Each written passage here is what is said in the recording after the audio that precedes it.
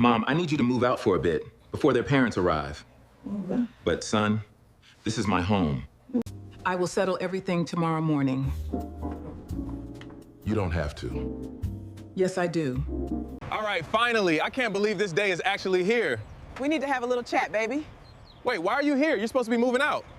I said the mother's room is upstairs, second door on the left. Are you sure you have the right inventory? Sir, your mother is standing right behind you. I'm afraid she's got to come too.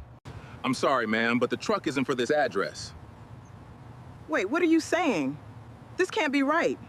My son stood in the kitchen of the house I had owned for 32 years and asked me to move out. Just for a while, Mom, Daniel said, avoiding my eyes. Rebecca's parents are arriving tomorrow and it'll be easier if they have some space. I stared at him. How long is a while? He couldn't answer, so I nodded and said quietly, "All right. Tomorrow morning we'll settle everything." At 8:05 the next morning, a moving truck backed into my driveway. Daniel actually smiled. He hurried outside and told the driver her bedroom's upstairs. The driver looked at his paperwork, then at me. "Ma'am," he said, "I'm not here for you." And that was when my son's smile disappeared. If you've ever had someone mistake your kindness for permission, you'll understand why I remember that morning so clearly. Before I tell you how my own son came to believe he could remove me from my home, please like this video and subscribe if stories about family dignity and second chances mean something to you. And tell me in the comments, what would you have done in my place? I'd also love to know where you're watching from and what time it is there.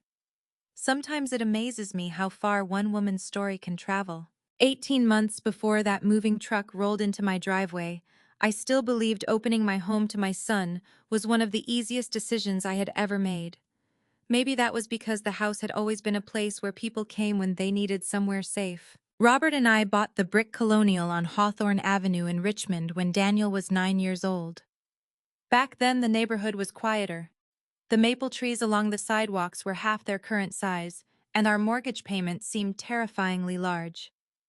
I was 37 and working as an elementary school librarian. Robert managed maintenance operations for a regional hospital system. Neither of us came from money. That house represented years of careful choices. We skipped expensive vacations. We drove cars until repairing them cost more than replacing them. I clipped coupons long after we technically didn't need to. Robert spent weekends fixing things other people would have hired contractors to repair. And slowly, room by room, year by year, we made the house ours. Daniel grew up there. His height was marked in pencil inside the pantry door until he was 16 and demanded that I stop measuring him. He broke his wrist falling out of the maple tree in the backyard. He brought his first girlfriend through the front door wearing so much cologne that Robert opened 2 windows after they left. I helped him fill out college applications at the kitchen table. Years later, that same kitchen was where he told us he was going to marry Rebecca. Every corner held something. That was why after Robert died, people kept asking whether I planned to sell. I always gave them the same answer: no. Robert had been gone 4 years by the time everything with Daniel began. Losing him after 38 years of marriage had changed the shape of my life, but it had not made me helpless. I was 69. I had retired from the school district.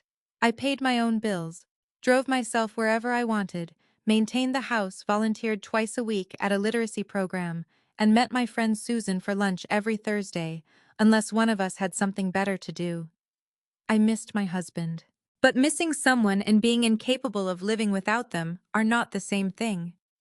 Daniel sometimes seemed to confuse the two. He was 41 then, my only child, and successful enough on the surface that I never imagined he would need to come home. He worked in commercial sales, mostly supplying equipment and services to construction companies. Rebecca, 39, worked in interior design. They rented a stylish townhouse in Short Pump, drove newer cars than I did, ate at restaurants where I had to put on my reading glasses to understand the menu, and seemed to take weekend trips whenever there was a 3-day holiday. Then one Sunday evening, Daniel called. "Mom, can Rebecca and I come over?" Something in his voice made me put down the mystery novel I was reading. Of course. They arrived 40 minutes later. Rebecca barely touched the coffee I made. Daniel kept rubbing his hands together. Finally, he said, "We've had a setback." I waited. He explained that he had invested money in a business opportunity with two associates. From what I understood, they had planned to purchase and resell commercial equipment to smaller contractors. The numbers had looked good. The contracts had looked good. Until they weren't.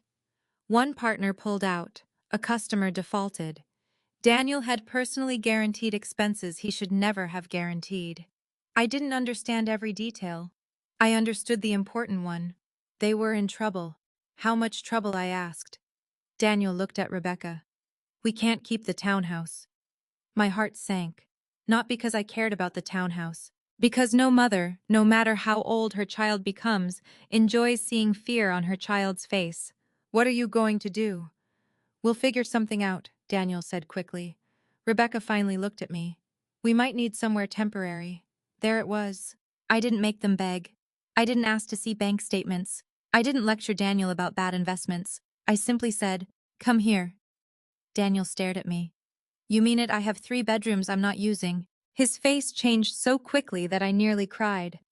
He came around the table and hugged me. 6 months, he promised. Maximum. Rebecca nodded. Just until we get back on our feet. I believed them. Why wouldn't I? Daniel was my son. 3 days later, they moved in. At first, it was almost nice. The house felt alive again. I heard footsteps upstairs in the mornings. Rebecca sometimes cooked dinner. Daniel fixed a loose gate latch Robert would have repaired years earlier. We watched movies together on Friday nights. I told myself Robert would have been happy knowing Daniel still saw the house as somewhere he could come when life knocked him down. For the first 2 months, Daniel gave me money toward utilities. I tried refusing it. He insisted. We're not freeloaders, Mom. That sentence would come back to me later. Around the 4th month, the contributions became irregular. Daniel explained that they were trying to save for a security deposit. I told him not to worry. By month 6, neither of them mentioned moving. I did. One evening while Rebecca was upstairs, I asked Daniel how the apartment search was going. He opened the refrigerator. We're looking. Found anything promising? Rent is ridiculous right now. I've heard that. He pulled out a bottle of water. Maybe another couple months, I smiled. Of course. 2 months became 4. 4 became 6. And somewhere during that time, the atmosphere in my house began to change. Not dramatically. That is important. People imagine disrespect arrives like someone kicking down a door. Usually it doesn't. Usually it moves in quietly. One small assumption at a time. Rebecca replaced the curtains in the dining room. I came home from volunteering and found the old ones folded inside a cardboard box. Oh, she said when she saw my expression, I thought we'd brighten things up. The new curtains were expensive looking and perfectly attractive. I didn't like them, but I didn't want to seem ungrateful. They're nice, I said. A few weeks later, the framed photographs from the hallway disappeared. They were pictures of Daniel growing up. Robert holding Daniel on his shoulders. My parents on their 50th anniversary. Rebecca replaced them with abstract prints. Where are the photographs? I put them somewhere safe. They were in a closet. Again, I said nothing. Then Daniel began referring to household decisions differently. The gutters on our house need cleaning. We should replace our dishwasher. Our property taxes are crazy. At first, I found it almost sweet. Then one Saturday, I heard him tell a delivery driver, just leave it beside my garage. My garage. I stood behind the screen door holding a basket of laundry and felt a strange little tightening in my chest. I told myself not to be petty. They were a family. Families shared language. Families shared space. Still, I began noticing how often I was the one adjusting. Rebecca had clients over, so I stayed out of the living room. Daniel had conference calls, so I stopped playing the radio in the kitchen. They invited friends for dinner, and somehow I found myself asking whether I should make other plans. Then came the sunroom. That room had always been mine. Robert built the bookshelves himself after I retired. My reading chair sat beside the windows overlooking the backyard, and every morning I drank coffee there. One afternoon I came downstairs and found Rebecca measuring the windows. What are you doing? She smiled. Just imagining possibilities. For what this room gets amazing light. It could be such a beautiful, entertaining space. I looked at my chair. I already think it's beautiful. Something passed over her face, gone almost instantly. Of course, that should have been the moment I established clearer boundaries. Instead, I worried about making my son uncomfortable. That was my mistake. Not loving him, not helping him, confusing generosity with silence. By the time they'd been living with me for 18 months, their temporary stay had become ordinary. Then packages started arriving. The first was a medium cardboard box addressed to Charles Mercer, Rebecca's father. I assumed it had been sent to the wrong address. I carried it into the kitchen. Rebecca. She looked up from her laptop. This came for your father. Oh, great. She took it without surprise. Did he order something? He's sending a few things ahead. I paused. Ahead. Rebecca's fingers stopped on the keyboard. Only for a second. Then she smiled. Mom and Dad are coming to Richmond for a visit. I thought Daniel told you. He didn't. Well, it's not completely settled yet. How long are they coming? Probably a few weeks. That seemed strange, but not alarming. Charles and Linda lived outside Charlotte. I knew they had talked about renovating parts of their house. Maybe they wanted to get away from the construction. I nodded. All right. Rebecca carried the package upstairs. 2 days later, another arrived, then 3 more. One was surprisingly heavy. The delivery man set it inside the foyer and asked me to sign. The label read, Linda Mercer, my address. Not care of Rebecca. Not temporary delivery. My address. That evening I asked Rebecca about it. She was opening a bottle of sparkling water. My mother doesn't trust packages being left at their house during renovations, so she's having everything sent here, just some things. She smiled, but her eyes did not. Don't worry, Kristen. It won't be in your way, not our way. That wording stayed with me. The following morning I went into the garage looking for gardening gloves. 3 boxes were stacked against the wall. Charles Mercer. Linda Mercer. Charles and Linda Mercer. I touched the top box. For the first time I noticed something written beneath the shipping label. Not a store name. Not an order number. A handwritten description. Master bedroom, personal items. I stood there longer than I care to admit. People visiting for a few weeks pack suitcases. They don't label boxes by room. I went back inside. Rebecca was upstairs and Daniel had already left for work. On the kitchen counter sat another shipping notification. 3 additional pieces were scheduled for delivery Friday. I looked toward the staircase. For 18 months, I had been telling myself that my son and his wife were simply taking longer than expected to rebuild their lives. Now someone else's life seemed to be arriving at my house 1 box at a time, and nobody had bothered to ask me whether I had agreed to receive it. The boxes kept coming. By Friday afternoon, there were 9 of them. Some were small enough to carry under 1 arm. Others required the delivery driver to use a hand truck. Rebecca moved them into the garage almost as quickly as they arrived, as though keeping them out of sight might keep me from asking questions. I didn't. Not yet. I had spent 32 years working around children, first as a classroom aide, and later as a school librarian. One thing children taught me was that if you asked a question too soon, people often gave you the answer they thought you wanted. Sometimes it was better to wait. So I waited. That Saturday morning, Rebecca came into the sunroom while I was reading. Kristen, do you have a minute? I closed my book. Of course. She sat on the edge of the sofa. Daniel probably mentioned my parents are coming. He mentioned it after I asked about the packages. She smiled awkwardly. Right, sorry. Things have been hectic. When are they arriving? Next Thursday? For how long? Her eyes moved toward the windows. A few weeks, maybe a little longer. What does a little longer mean? They're having work done at their house. That was the explanation I had already heard. What kind of work? Renovations? What are they renovating? She hesitated. Mostly structural things. That struck me as odd. Rebecca was an interior designer. Usually, if anyone mentioned renovations, she could talk for 20 minutes about flooring, cabinetry, lighting, paint colors, contractors, and timelines. Now she couldn't tell me what her own parents were renovating. Still, I said only I see. They'll stay downstairs. I looked at her. Downstairs where the study. My fingers tightened around the book. Robert's study. Technically, it had been a spare bedroom when we bought the house, but Robert turned it into his office after Daniel left for college. His desk was still there. So were his books. A photograph of us on our 25th anniversary still sat beside the lamp. I used the room occasionally for paperwork, but mostly I had left it alone. Not as a shrine. I simply liked knowing some pieces of Robert still occupied the spaces he had loved. The study isn't a bedroom anymore, I said. I know, but it could be. For a visit.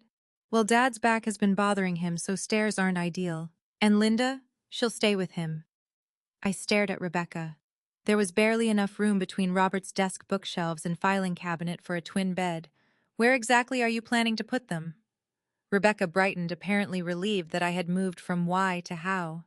I've been thinking about that. That should have warned me. She stood and walked toward the study. I followed. She opened the door and surveyed the room as though it were a client's property. If we move the desk into the garage temporarily, we can take out one bookshelf and put a queen bed here. She pointed. Then maybe a narrow dresser against that wall. I looked at Robert's desk. He had bought it at an estate sale when Daniel was 12. It was solid oak, absurdly heavy, and covered with tiny scratches accumulated over decades. No. Rebecca turned. What? The desk isn't going into the garage. I'd protect it. That isn't the point. We need room. No. Your parents need somewhere to sleep while visiting. Those aren't the same thing. Her expression tightened. Dad can't climb stairs. Then perhaps they should stay at a hotel. The silence that followed was immediate. I could tell she had not expected me to say that. A hotel for several weeks would be expensive. Then perhaps their renovations should include temporary accommodations. Rebecca crossed her arms. That's not very welcoming. There it was. The first small blade hidden inside polite words. I kept my voice calm. Welcoming someone doesn't require dismantling my husband's study. Her face softened slightly. I didn't mean it that way. I know, but I wasn't sure I did. That evening, Daniel came into the kitchen while I was washing dishes. Mom, Rebecca said you were upset about the study. I wasn't upset. She thought you were. I said Robert's desk isn't being moved into the garage. He leaned against the counter. It would only be temporary. So is their visit. Daniel didn't answer immediately. I turned off the faucet. Isn't it sure? The word came too quickly. I dried my hands. How long are Charles and Linda staying, I don't know. A few weeks. Rebecca said maybe longer. He sighed. Mom, why does everything need an exact date? Because they're coming into my home. Our home, he said automatically. Then he froze. I looked at him. He corrected himself. The home we're all living in. That correction didn't make me feel better. I just want to know what I'm agreeing to. They're family. So am I, obviously. Then it shouldn't be difficult to answer me. Daniel rubbed the back of his neck. Their house project has gotten complicated, that's all. What kind of project? He looked toward the hallway. I don't know the details. Neither of them knew details about renovations that were apparently disruptive enough to force two people from their home for weeks. I let him leave without pressing further. Sunday morning, I went to church. When I returned shortly after noon, I found my reading chair in the hallway. For a moment, I simply stared at it. My chair was large, upholstered in deep blue fabric, with one arm slightly faded from years of sunlight. I walked into the sunroom. Rebecca was standing beside a man I didn't recognize. He had a measuring tape and a clipboard. Daniel stood near the windows. What is happening? All three turned. Rebecca smiled. Oh, good. You're home. I can see that. She gestured toward the room. This is Mark. He's helping me figure out furniture placement. For what furniture? My parents have a few pieces they're bringing. I looked at Daniel. A few pieces. He avoided my eyes. Mark clearly sensed the tension. I can come back another time. That would be best, I said. Rebecca looked embarrassed. Kristen, what, you don't have to be rude. I almost laughed. A stranger was measuring my room to make space for furniture belonging to people who didn't live there, and somehow I was rude for asking why. Mark packed his tape measure. I'll call you Rebecca. When he left, I turned to my son. Put my chair back. Mom, put it back. Daniel carried it into the sunroom. Rebecca remained near the windows. My parents have a small love seat they don't want in storage. Then perhaps they should sell it. Her cheeks flushed. Why are you making this difficult? I stared at her. I'm making what difficult? She opened her mouth. Nothing came out. Daniel stepped between us. Everybody's stressed. No, Daniel, I'm confused. There's a difference. I pointed toward the garage. Your in-laws have sent 9 boxes to my house. Rebecca wants to remove Robert's desk. Someone was just measuring my sunroom for their furniture. Yet both of you keep describing this as a visit. It is. Then why are they moving furniture here? Daniel exhaled sharply. Because storage costs money. That answer was at least believable, but it wasn't enough. I looked at Rebecca. Are your parents having financial problems? Her expression changed. Not much, but enough. Why would you ask that? Because nothing you're telling me makes sense. They're fine. Then why can't they afford storage? I didn't say they couldn't. Daniel just did. Daniel interrupted. I said storage costs money. That's not the same thing. They were answering too carefully now. I recognized that kind of conversation. It wasn't about communicating. It was about controlling how much I knew. I felt tired suddenly. I'm going to make tea. I walked into the kitchen. Behind me, I heard Rebecca whisper something to Daniel. I couldn't make out the words. That night, sleep wouldn't come. At nearly 11, I went downstairs for water. The house was dark except for light spilling from the dining room. Rebecca was there alone, speaking quietly on the phone. I stopped before entering. No, Mom, don't worry about that, she said. A pause. We'll make everything fit. Another pause. No. She hasn't agreed exactly. My heartbeat slowed. Rebecca lowered her voice. Daniel's handling it. I should have walked in. Instead, I remained in the hallway. Then she said something that turned my uneasiness into something colder. The study will work for you and Dad. I'm dealing with the sunroom too. Silence. Then once Mom and Dad are settled, she'll adjust. I almost stepped forward. Then I realized Rebecca wasn't talking to Linda anymore. She had said Mom and Dad as though explaining the plan to someone else, probably Daniel, who must have joined her through another call or message. But the final words were unmistakable. She'll adjust. Me. I was the person expected to adjust. I quietly returned upstairs without getting my water. The next morning I woke before sunrise. I sat in my blue chair with a cup of coffee and watched pale light spread across the backyard. For 18 months I had been adjusting. Adjusting to Daniel's financial problems, adjusting to Rebecca changing my rooms, adjusting to their schedules, their guests, their belongings, their plans. Now Rebecca's parents were coming. And somehow, before they had even arrived, I was already the inconvenience. I looked around the sunroom. Robert had once told me that generosity needed a door. You open it because you choose to, he'd said. And you close it when people forget they were invited. At the time, we'd been talking about something completely different. That morning, I finally understood him. And for the first time since Daniel moved home, I began wondering whether my son and his wife had stopped thinking of themselves as guests at all. 2 mornings later, Daniel asked me where I kept the deed to the house. He tried to make the question sound ordinary. That was what made it frightening. I was standing at the kitchen counter slicing an apple when he came downstairs wearing his navy work shirt, phone in one hand and coffee mug in the other.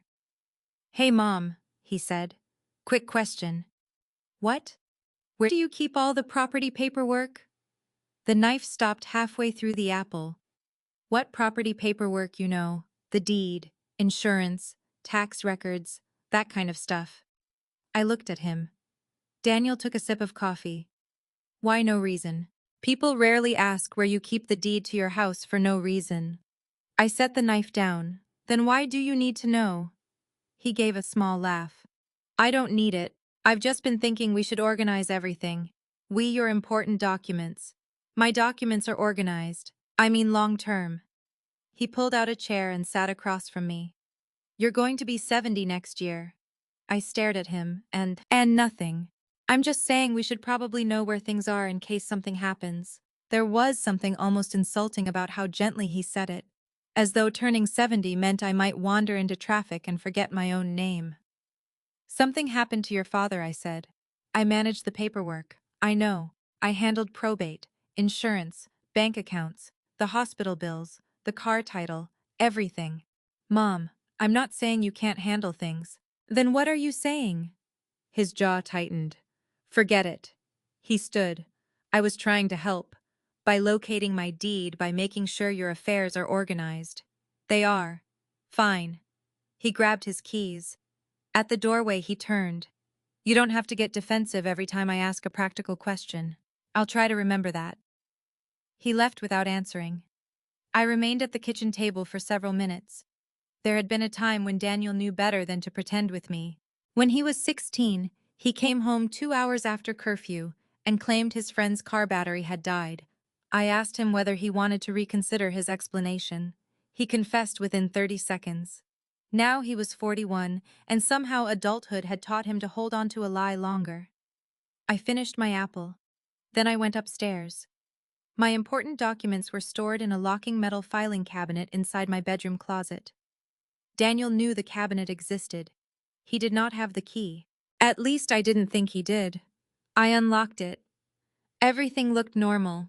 Insurance policies, property tax receipts, Robert's death certificate, my will.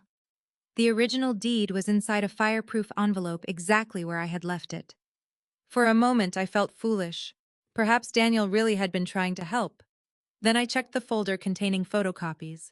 I kept copies of important documents because Robert had been obsessive about backups.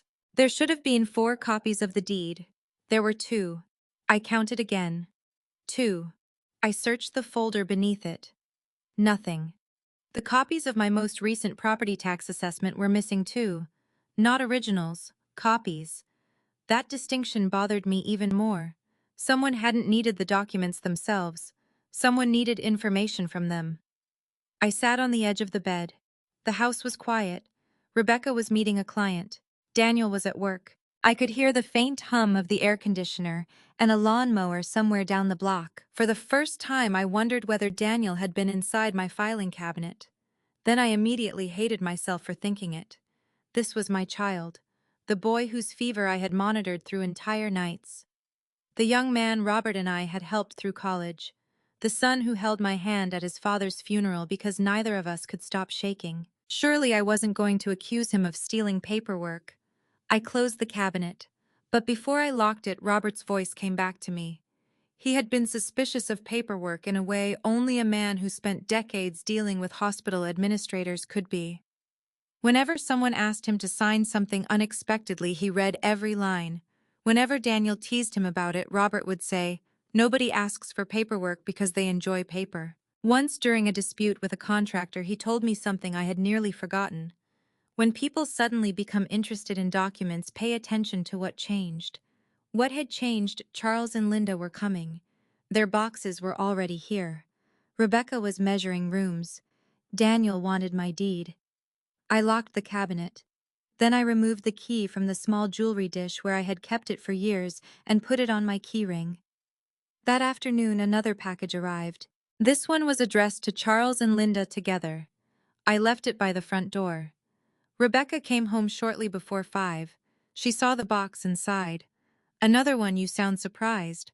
Mom keeps sending things earlier than she needs to." Apparently. Rebecca carried it toward the garage. "Rebecca," she stopped. "Are your parents moving?" Her back stiffened. "To Richmond anywhere." She turned. "They're renovating." "That isn't what I asked." Her expression hardened. "Why are you suddenly interrogating me about my parents? I'm not interrogating you. It feels like it. I asked a simple question. And I told you they're having work done." I nodded. "All right." That seemed to irritate her more than if I had argued. She carried the box into the garage. At dinner, Daniel barely spoke to me. Rebecca discussed a client who had changed her mind about kitchen cabinets 3 times. I listened. Neither mentioned the deed. Neither mentioned her parents. Afterward, I went upstairs early. The next day, I made a small change. I called a locksmith. Nothing dramatic. I simply had the lock on my bedroom door replaced. The locksmith was an older man named Frank, who talked constantly about his grandchildren while he worked. When he finished, he handed me 2 keys. Want extras? No. I put one on my keyring and the other inside my safe deposit box envelope. Rebecca came home while Frank was carrying his tools outside. She watched him leave. Was something broken? The bedroom lock. I didn't know you locked your bedroom. I do now. Her face went still, only for a second. Then she smiled. Okay. That evening, Daniel knocked on my door. You changed your lock. Yes. Why? I wanted a better lock. Did something happen? I looked at him. Did it? His eyes narrowed. I don't know what that's supposed to mean. Then it doesn't mean anything. He shook his head. This is getting weird. What is you? I almost smiled. Me. Not the boxes, not the furniture plans, not the questions about my deed. My lock was apparently the strange part. I'll try to be less mysterious, I said. He walked away, irritated. The following afternoon, I came home from the literacy center earlier than usual. Rain had started and 2 volunteers canceled, so we closed the program early. Rebecca's car wasn't in the driveway. Daniel's wasn't either. I entered through the kitchen. Her laptop was sitting on the dining table. Open. I didn't touch it. I want that understood. I did not search her computer. I did not read her email. I had no interest in invading anyone's privacy. But beside the laptop was a stack of printed papers. The top page was impossible not to see. Across the top in large bold letters were 5 words, Mercer Family Relocation Plan. I stopped walking. For several seconds I simply stared. Relocation. Not renovation. Relocation. My eyes moved lower. There was a list. Furniture, storage, medical providers, change of address, utilities. Then I saw something that made my stomach tighten. Housing Richmond. Underneath it was an address. My address. I stepped closer.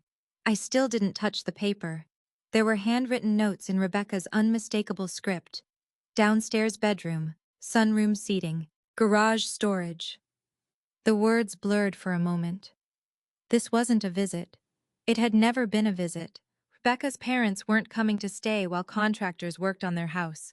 They were relocating. And according to the document lying on my dining room table, they were relocating to mine. I heard a car outside. Rebecca. I moved away from the table and walked into the kitchen. The front door opened. Kristen. In here. She entered carrying 2 shopping bags. Oh, you're home early. Yes. Her eyes flicked toward the dining room. I watched her see the papers. She crossed the room quickly and closed the laptop. Then she gathered the documents. Work stuff, she said. I looked directly at her. Interior design. She hesitated. Mostly. I nodded. She carried everything upstairs. I didn't confront her. Not because I was afraid, because something inside me had changed. Until that moment, I had been trying to understand what Daniel and Rebecca were planning. Now I understood enough to know that asking them directly would only give them time to change the story. So I did something I had never imagined doing because of my own son. I went upstairs, closed my newly locked bedroom door, and took out my phone. Then I called Margaret Ellis. Margaret had been our attorney for nearly 20 years. She handled Robert's estate after he died. When her receptionist answered, I said, "This is Kristen Cox. I need an appointment. Is this regarding estate planning?" I looked toward the closet containing the deed Daniel had suddenly become interested in. "Yes," I said. Then I thought of the words printed on Rebecca's paper.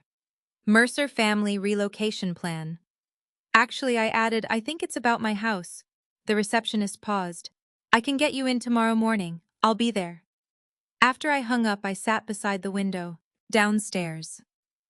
I could hear Rebecca opening cabinets and moving around the kitchen as though everything were perfectly ordinary. Maybe she believed it was.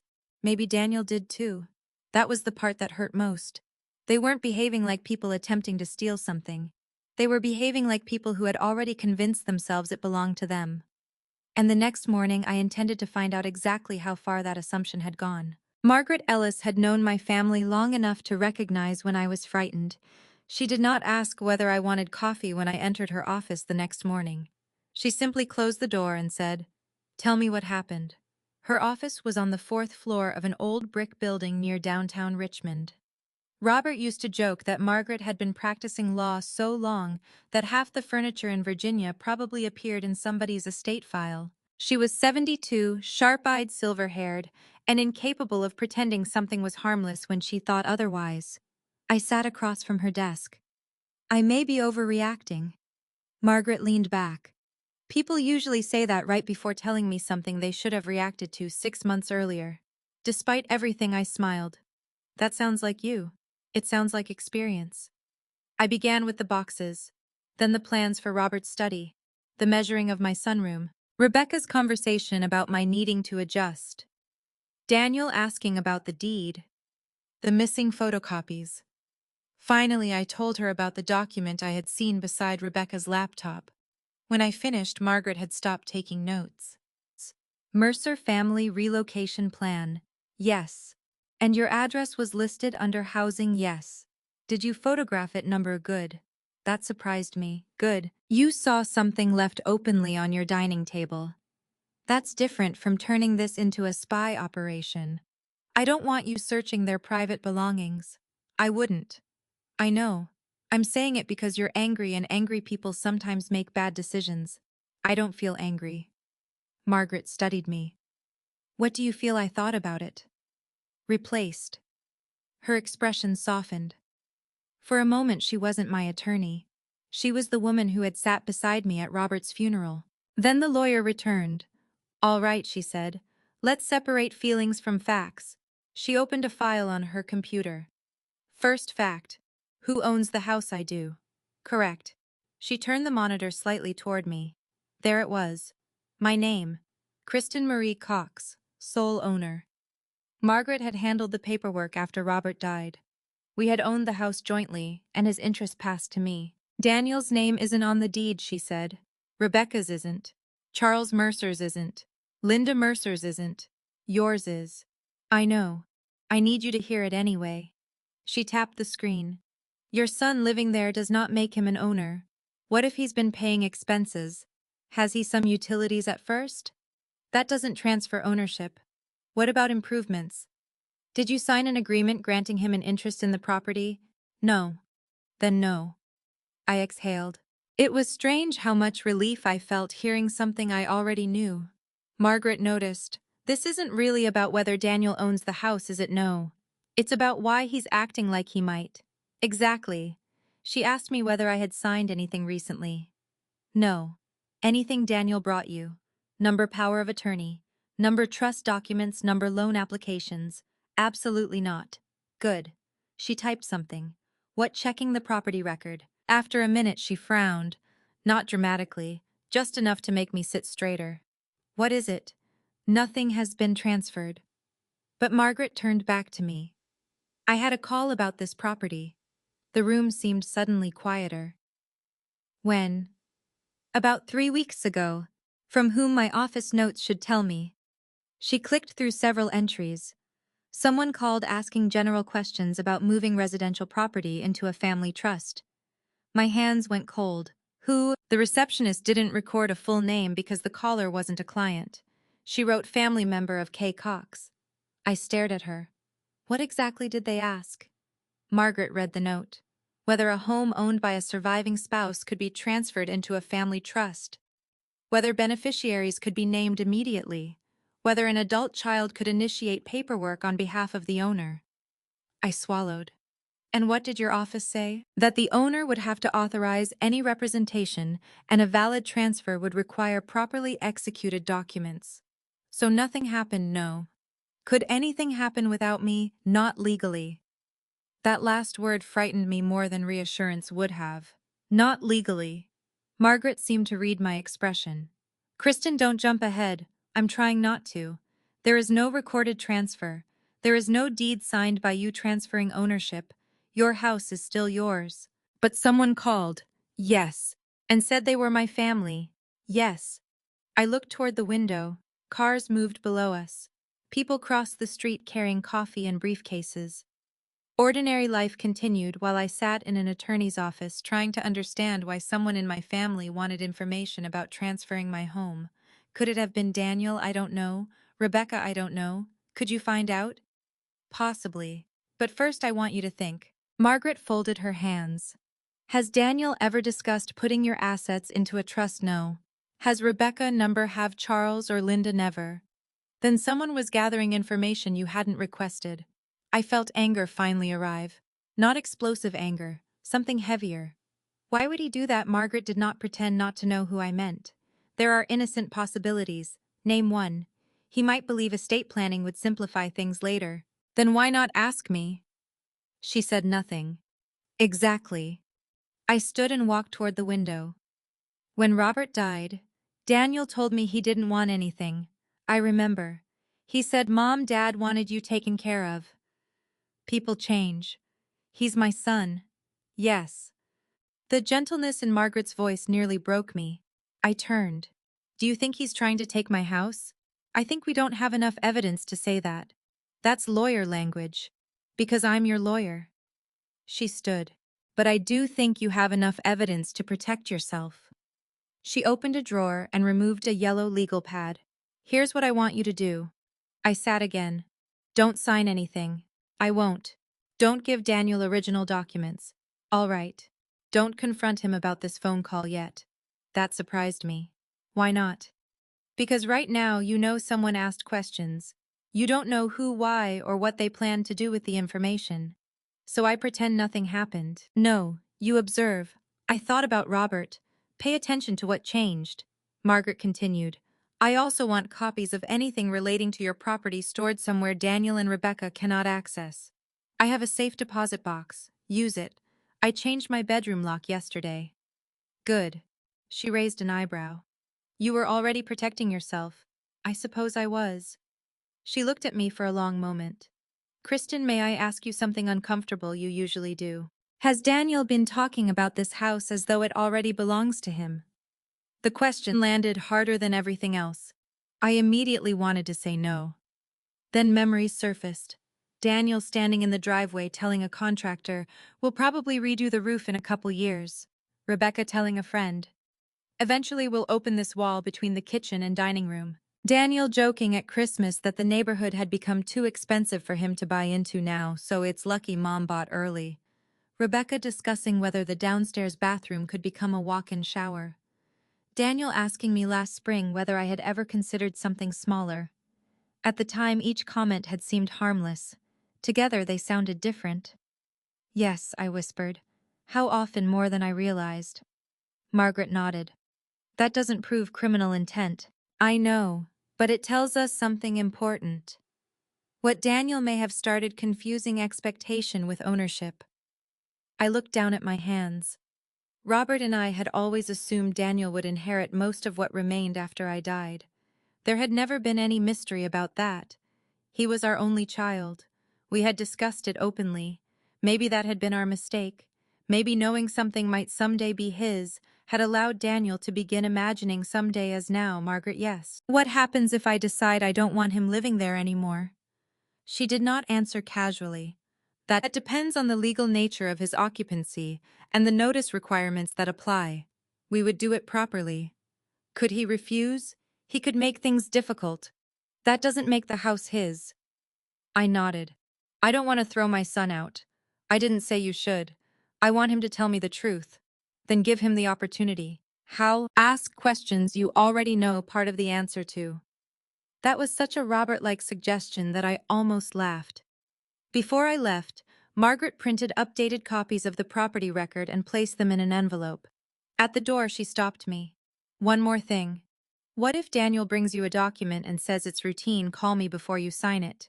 I will. Even if he gets angry. I said I will. Good. I drove home slowly. The envelope sat on the passenger seat. When I pulled into the driveway, Daniel's car was already there. He was in the garage moving Charles and Linda's boxes. I watched him carry one toward the back wall. Then he noticed me. Hey, Mom. Hello. He wiped his hands on his pants. Where were you running errands? He nodded. Then his eyes dropped to the envelope beside me. What's that? For 1 second, I almost told him. Instead, I smiled. Just paperwork. Something changed in his face. It was tiny, but I saw it. What kind? I picked up the envelope. Nothing you need to worry about. I walked past him into the house.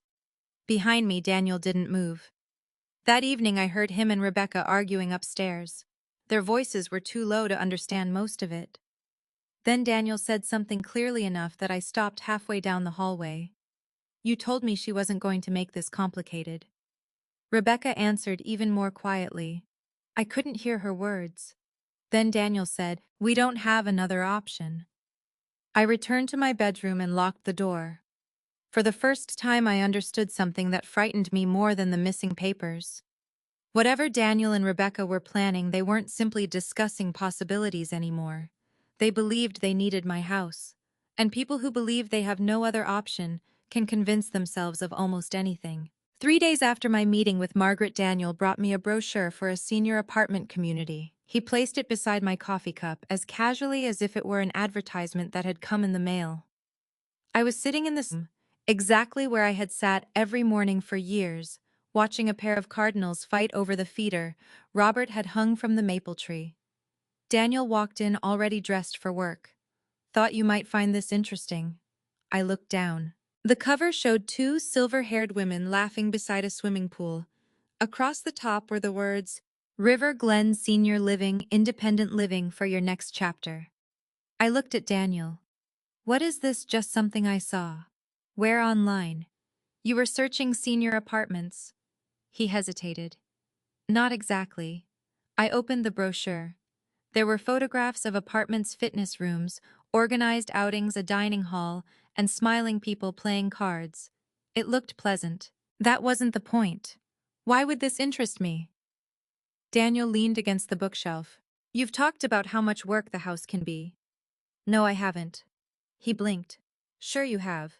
When you complain about the yard, I complain about crabgrass. That's not the same as wanting to move. Mom, I'm not saying you have to move. Then why are you giving me this? He sighed. Because I thought you might like knowing your options. My options for what? For the future. There was that word again. Future. Lately, everyone seemed very interested in mine. I closed the brochure. My future appears to be drinking coffee in this chair tomorrow morning. Daniel gave a strained laugh. You know what I mean. I don't think I do. He looked toward the windows. This house is big. It was big yesterday, too. You're almost 70. And things change. What things? Energy, mobility, maintenance. I studied him. You've given this a lot of thought. I'm trying to be responsible. For me, for everybody. There it was, everybody. I remembered Margaret's advice. Ask questions you already know part of the answer to. So I softened my voice. All right. Suppose I did move someday. What would happen to the house? Daniel's eyes returned to mine. I don't know. Would I sell it? Maybe. Would you want it? His answer came too quickly. That's up to you. I smiled. Of course. He shifted his weight. I mean, obviously Rebecca and I love this place. You've been comfortable here. It's home. Home. That word hurt. Not because he felt attached to the house, because he seemed to have forgotten it was my home before it became his emergency landing place. I touched the brochure. Did Rebecca help you find this? No. A pause. Not really. Which means yes. She mentioned it. I see. Mom, don't make this into something. I'm just asking questions. You've been doing a lot of that lately. I almost laughed. Imagine resenting the owner of a house for asking questions about what was happening inside it. Daniel picked up his keys. I've got to go. Have a good day. He reached the doorway. Think about River Glen. I'll give it exactly the consideration it deserves. He left before deciding whether that was sarcasm. I waited until I heard the front door close. Then I looked at the brochure again. There was a handwritten note on the back. Contact Melissa Grant. Underneath was a phone number, and beneath that Cox tour availability. I stared at those words. Tour availability. Daniel had not simply stumbled across River Glen. Someone had contacted them. I called the number. A cheerful woman answered. River Glen, this is Melissa. Hello, my name is Kristen Cox. There was a brief pause. Oh, Mrs. Cox. Yes. My stomach tightened. You know my name. Your son contacted us. I closed my eyes. When let me check. I heard typing. About 2 weeks ago. 2 weeks. Before Daniel asked where I kept the deed. Before I saw the relocation plan. What did he ask? He wanted information about our independent living apartments. He said you might be considering downsizing. I see. He asked about one-bedroom availability and whether we had short notice openings. Short notice. Did he schedule a tour? He asked about possible times. Nothing was confirmed. Thank you. Would you like to schedule one? No. I looked around the sunroom. No, I don't believe I would. After hanging up, I sat very still. 2 weeks earlier, Daniel had already been researching somewhere for me to live. He hadn't asked whether I wanted to leave. He had begun planning as if leaving were inevitable. That afternoon, I drove to Susan's house. I hadn't told her much because saying these things aloud made them feel more real. Susan and I had known each other since our first year working for Richmond Public Schools.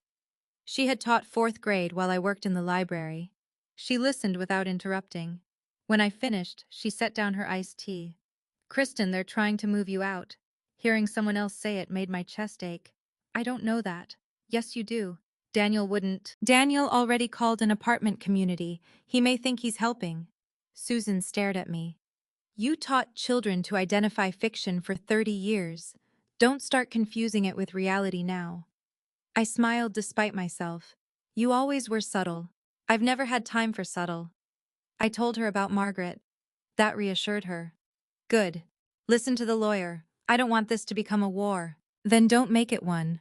But stop surrendering territory because you're afraid someone might call you selfish. That sentence stayed with me all the way home. That evening, I decided to ask Daniel directly about his in-laws. He and Rebecca were eating takeout in the kitchen. I poured myself tea and sat down. How long will Charles and Linda need to stay? Rebecca looked at Daniel. Daniel answered. We've been over this. No, you've avoided it. Mom, are they moving to Richmond permanently? Silence. Rebecca put down her fork. Eventually, maybe, because their house is being renovated. Another silence. I looked at Daniel. What is actually happening? He rubbed both hands over his face. It's complicated. Try me. Charles has had some business issues. What kind? Rebecca stiffened. That's private. Normally, I would agree. But when someone's private problems involve moving furniture into my house, they become relevant to me. Kristen, she said sharply. My parents are going through a difficult time. So did you and Daniel. That's why I opened my home. And we're grateful. Are you? Daniel interrupted. Can we not do this? No. I think we've avoided doing this long enough. I turned to him. Why did you contact River Glen? Rebecca's face changed. Daniel froze. How do you know about that? I called. You called them? My name was written on the brochure you gave me. He looked irritated rather than embarrassed. That was supposed to give you options. You asked about short notice availability. I was planning ahead. For what? He pushed his chair back. For reality, Mom. What reality? That this house is becoming too much for you. I looked around the kitchen. The same kitchen I cleaned, the same bills I paid, the same house I had maintained alone for more than 2 years before he returned. According to whom? According to common sense. Whose common sense? Why are you fighting everything? Because nobody asked me whether I wanted any of it. Rebecca stood. My parents need stability right now. The words came out before she could stop them. I looked at her, then at Daniel. Stability. Neither answered. What happened to renovations? Rebecca's eyes filled with anger. It's none of your business. Then they won't be living in my house. Daniel slammed his palm against the table. Mom. I had never seen him do that before. Not with me. The sound echoed through the kitchen. He immediately looked ashamed. But he didn't apologize. Instead, he said, they need somewhere to go. There it was. Not somewhere to visit. Somewhere to go. I kept my voice low. Why? Daniel looked at Rebecca. She shook her head. He turned back to me. I can't explain everything. Can't or won't. It isn't my story to tell. Yet apparently my house is part of the solution. His face tightened. You have all this space. I stared at him. For several seconds nobody spoke. Then I understood the logic he had built inside his own mind. I was one woman. I had 3 bedrooms, a study, a sunroom, a mortgage-free house. Therefore, in Daniel's calculation, I possessed more than I needed. And because other people needed it, my right to decide had somehow become selfishness. I stood. I'm going upstairs. Mom. I turned. Daniel's expression softened. Just think about it. About what? About whether living somewhere smaller might actually be good for you. I looked at my son. Daniel, have you already decided I'm moving? His face gave me the answer before his mouth did. No. But I knew. I went upstairs and closed my door. Later that night, I opened the brochure again. River Glen Senior Living, independent living for your next chapter. I almost admired the irony. Daniel thought my next chapter involved leaving my home so other people could occupy it. He was right about one thing. A new chapter was coming. He just had the wrong person moving out. The truth about Charles and Linda did not come from Daniel. It didn't come from Rebecca either. It came through a phone call that was never meant for me to hear. 2 days after Daniel handed me the River Glen brochure, I was in the backyard trimming dead branches from the hydrangeas when Linda called Rebecca. I didn't know that at first. Rebecca had been sitting on the covered patio with her laptop and phone. She was working from home that afternoon, and I had deliberately kept my distance. Whatever anger I felt toward Rebecca, I did not want to become the kind of person who hovered around doors listening for secrets. But sometimes secrets become careless. I had just gathered a handful of branches when I heard Rebecca say, "Mom, I told you not to worry." I continued working. Then her voice sharpened. "No, the closing date doesn't change anything." My hands stopped. Closing date. I looked toward the patio. Rebecca's back was facing me. She didn't know I was nearby. "You and Dad will have somewhere to stay." A pause. "No, don't book anything." I lowered the garden shears. "I know." Another pause. "I know this is humiliating." Humiliating. The explanation about renovations disappeared completely in that moment. Whatever was happening in Charlotte had nothing to do with contractors. Rebecca stood and began pacing. "Dad made a bad decision. That doesn't mean your lives are over." She listened, then said quietly, "Daniel has it handled." I felt that sentence in my stomach. Daniel has it handled. My house. My son. Their solution. I could have stepped onto the patio then. Instead, I carried the branches toward the side yard. I didn't want fragments anymore. I wanted facts. That evening, Daniel left to meet a client. Rebecca went upstairs after dinner. I was washing my cup when her phone rang on the kitchen counter. She had left it there. I glanced at the screen only because it lit up. "Mom." I didn't touch it. The call stopped. 30 seconds later, the house phone rang. Hardly anyone called my landline anymore. I answered. "Hello?" There was silence. Then Linda said, "Kristen, yes." "Oh." She sounded startled. "Hello, Linda." I thought Rebecca might answer. She left her phone downstairs. "Would you like me to get her?" "No." "No, that's all right." There was another awkward pause. Then she said, "I suppose we'll see you soon." "So I've been told." Linda laughed nervously. "We certainly didn't expect to be coming under these circumstances." I leaned against the counter. "What circumstances?" Silence. The kind that tells you someone has just realized you don't know what they assumed you knew. "Linda, you should probably speak with Daniel." "I've tried." "Well." Her voice faded. "Rebecca told me everything was settled." "What exactly is settled?" "Is settled nothing." Then perhaps because Linda was tired, frightened, embarrassed, or simply no longer able to maintain the lie, she sighed. "Our house is being sold." I closed my eyes. "Because of renovations?" A long pause. "No." There it was. One clean word. "No." I pulled out a chair. "What happened?" "I really shouldn't."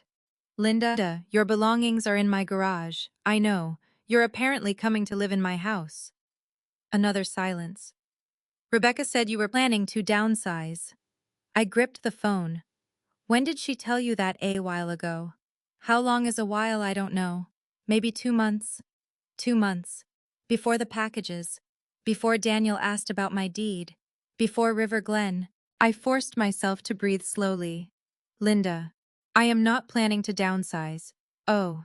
That single syllable held more truth than anything Daniel had said to me for weeks. Who told you I was? Daniel mentioned it first. My own son. What exactly did he say, Kristen? Perhaps we shouldn't have this conversation.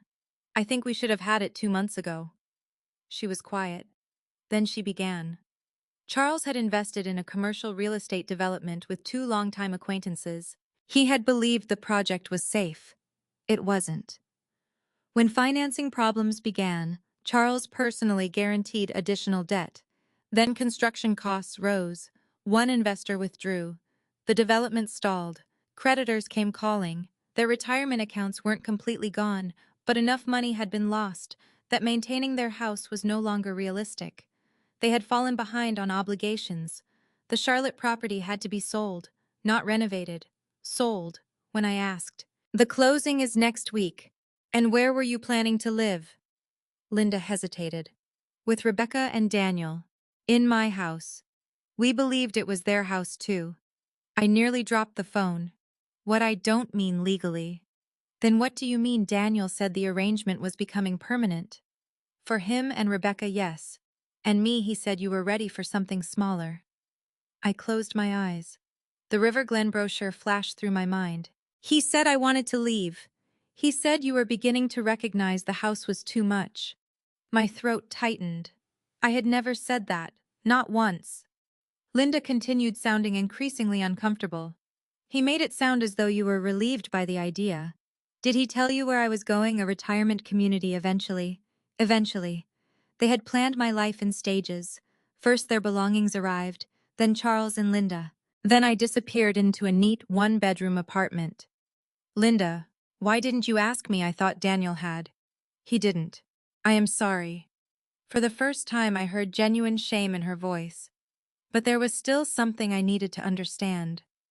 Why did you send furniture? Because Rebecca told us there would be room. My husband's study. I didn't know it was Robert's study, the sunroom. She said it wasn't being used much. I looked through the doorway toward my blue chair. Every morning. I sat there every morning.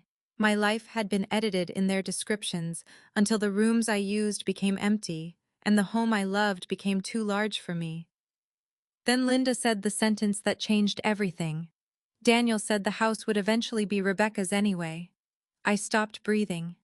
Not his. Rebecca's. Maybe Linda realized immediately what she had revealed. Kristen. I didn't mean. What did you say? He only meant someday. No. Say it again. She hesitated. He said that since he was your only child, the house would eventually be his and Rebecca's. He said moving everyone in now made sense, because there was no reason to pay for another place when the family already had one. The family already had one. I stared at the kitchen walls Robert and I had painted ourselves, the cabinets we had saved 3 years to replace, the table where Daniel had done homework, the doorway where Robert kissed me every morning before work. The family already had one, except apparently the woman who actually owned it. Something inside me broke. Not my love for Daniel. That would have been easier. What broke was the assumption that love automatically meant trust. I thanked Linda for telling me. She began apologizing again. I stopped her. Your financial problems are not what I'm angry about. I understand. No, I don't think you do. I spoke carefully. If Daniel had come to me and said you were losing your house, I might have offered help. Linda said nothing. I might even have offered you a place temporarily. I know, but nobody asked. I know. This isn't about whether I would have said yes. It's about the fact that everyone behaved as though my yes was unnecessary. Her voice became very small. You're right. After we hung up, I remained at the table. I don't know how long. Eventually, Rebecca came downstairs. She saw me. Is everything okay? I looked at her. For one dangerous second, I wanted to say everything. I wanted to tell her I knew the Charlotte house was being sold. I knew about Charles's debt. I knew Daniel had told them I wanted to leave. I knew they had been promised my home. Instead, I heard Margaret's voice. Observe. I'm tired, I said. Rebecca opened the refrigerator. My parents are really looking forward to seeing everyone. Everyone. I almost admired her nerve. I imagine they are. I went upstairs. Daniel returned around 9. Through my closed bedroom door, I heard him and Rebecca talking. Then Rebecca knocked. Kristen. Yes, Daniel wants to know if you're coming down. No. Everything okay? Fine. She left. I opened my filing cabinet. The deed was still there. I took it out. For the first time in 32 years, I read every word. My name, my property, my home. Daniel had grown up believing he would inherit it someday. Somewhere along the way, someday had become permission. He wasn't waiting for me to die. He had simply begun spending the future early. The next morning I called Margaret. I know what's happening. She listened while I told her everything. When I finished, she asked one question. What do you want to do? I looked through the window at Daniel's car in my driveway. I don't want revenge. Good. I don't want to humiliate anyone. Also good. But I will not be removed from my own life, because 4 other adults decided my house solves their problems. Margaret was silent. Then she said, Come to my office. I'll be there at 10. Before hanging up, I added Margaret. Yes, I think Daniel believes that because he'll inherit this house. Eventually, he already has a right to decide what happens to it. Her answer was immediate. Then perhaps it's time he learned the difference between an expectation and a deed. I looked toward the sunroom. For weeks, everyone else had been planning my next move. That morning, I began planning theirs. Margaret listened without interrupting while I told her everything Linda had said. When I finished, she removed her glasses, folded them carefully, and placed them on her desk. So she said the Mercers are not visiting. No, they're losing their house. Yes. Daniel told them you intended to move. Yes. And he told them your house would eventually belong to him and Rebecca. I looked down at my hands. Yes. Margaret was quiet for several seconds. Then she asked, Are you ready to decide what you want? I already have. That surprised her. All right. I want my house back. She leaned back. Define that. I don't mean the building. I still own the building. Correct. I mean my life inside it. My voice shook, but I continued. I want to stop asking whether I can sit in my own living room because Rebecca has clients. I want my photographs back in the hallway. I want my chair to stay where I put it. I want Robert's study left alone. And I don't want to wake up wondering which room somebody has promised to somebody else. Margaret nodded. And Daniel and Rebecca, I want them to move out. There. Saying it aloud hurt more than I expected. I had imagined that sentence several times since speaking to Linda, but speaking it in my attorney's office made it real. Margaret did not congratulate me. She did not smile. She simply asked, Are you certain? No. That answer surprised both of us. I swallowed. I'm certain they need to leave. I'm not certain I can do it without feeling like I've failed as a mother. Margaret's expression softened. Those are different questions. I know. Good. She pulled a legal pad toward her. Then we handle the practical question first. We spent the next hour reviewing the situation. Margaret was careful about language. She explained that family arrangements could become legally complicated depending on how long someone had occupied a property, what agreements existed, and what state law required. I had no written lease with Daniel and Rebecca. That did not mean I should simply pile their belongings onto the sidewalk. If you want them out, Margaret said, we do this properly. I don't want anyone saying I threw them into the street overnight. Then don't. She explained the notice process and the documentation she wanted me to keep. That was when I admitted something. I already gave Daniel notice. Margaret looked up. When not formal notice. About 6 weeks ago. What did you say? I told him 18 months was long enough and that I wanted him and Rebecca to find their own place. What did he say? That they needed another month. And then 2 weeks later, I reminded him. Anything in writing, I thought. A text. Show me. I found it. My message read, Daniel, I meant what I said. You and Rebecca need to make arrangements for your own place. I love you, but this was never supposed to be permanent. His reply, I know, Mom. Give us until the end of next month. Margaret read it twice. When is the end of next month? Next Friday? She looked at me. Interesting. What, your in-laws arrive Thursday? I hadn't put those dates together. The Mercers were arriving one day before Daniel's own requested deadline to leave my house. Not after. Before. I felt almost sick. He never intended to leave. I can't tell you what he intended. I can. Margaret handed back my phone. We'll still make sure every step from here is documented properly. Over the following days, I did exactly what she advised. I moved the original deed insurance records, estate documents, tax records, Robert's death certificate, and financial information into my safe deposit box. I changed the passwords on my banking and utility accounts. I removed Daniel as my emergency contact at the bank and replaced him with Margaret temporarily. That one hurt.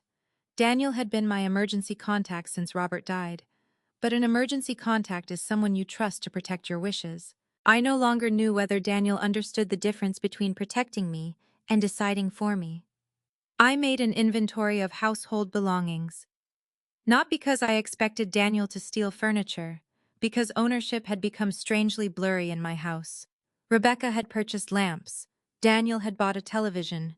I had bought almost everything else over 3 decades. I photographed Robert's desk, my bookshelves, my dining set, bedroom furniture, artwork, and several antiques that had belonged to my mother. Then I made a separate list of Daniel and Rebecca's belongings. Their bedroom furniture, boxes in the garage, kitchen appliances Rebecca had purchased, clothes, electronics, decorations. I wanted no confusion. Margaret also suggested I keep records of my previous conversations asking them to move. The more I looked, the more I found. Texts, emails, even one message from Daniel 3 months earlier.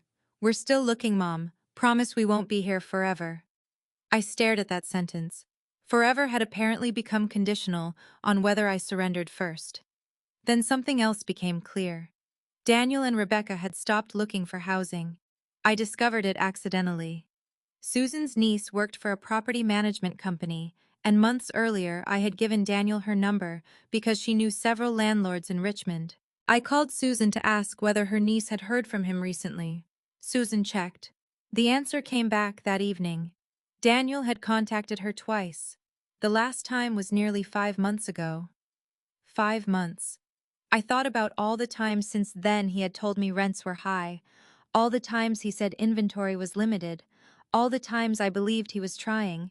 He wasn't trying anymore, because he had found another solution. Mine. That night, Rebecca came into the sunroom. I was labeling photographs on my tablet.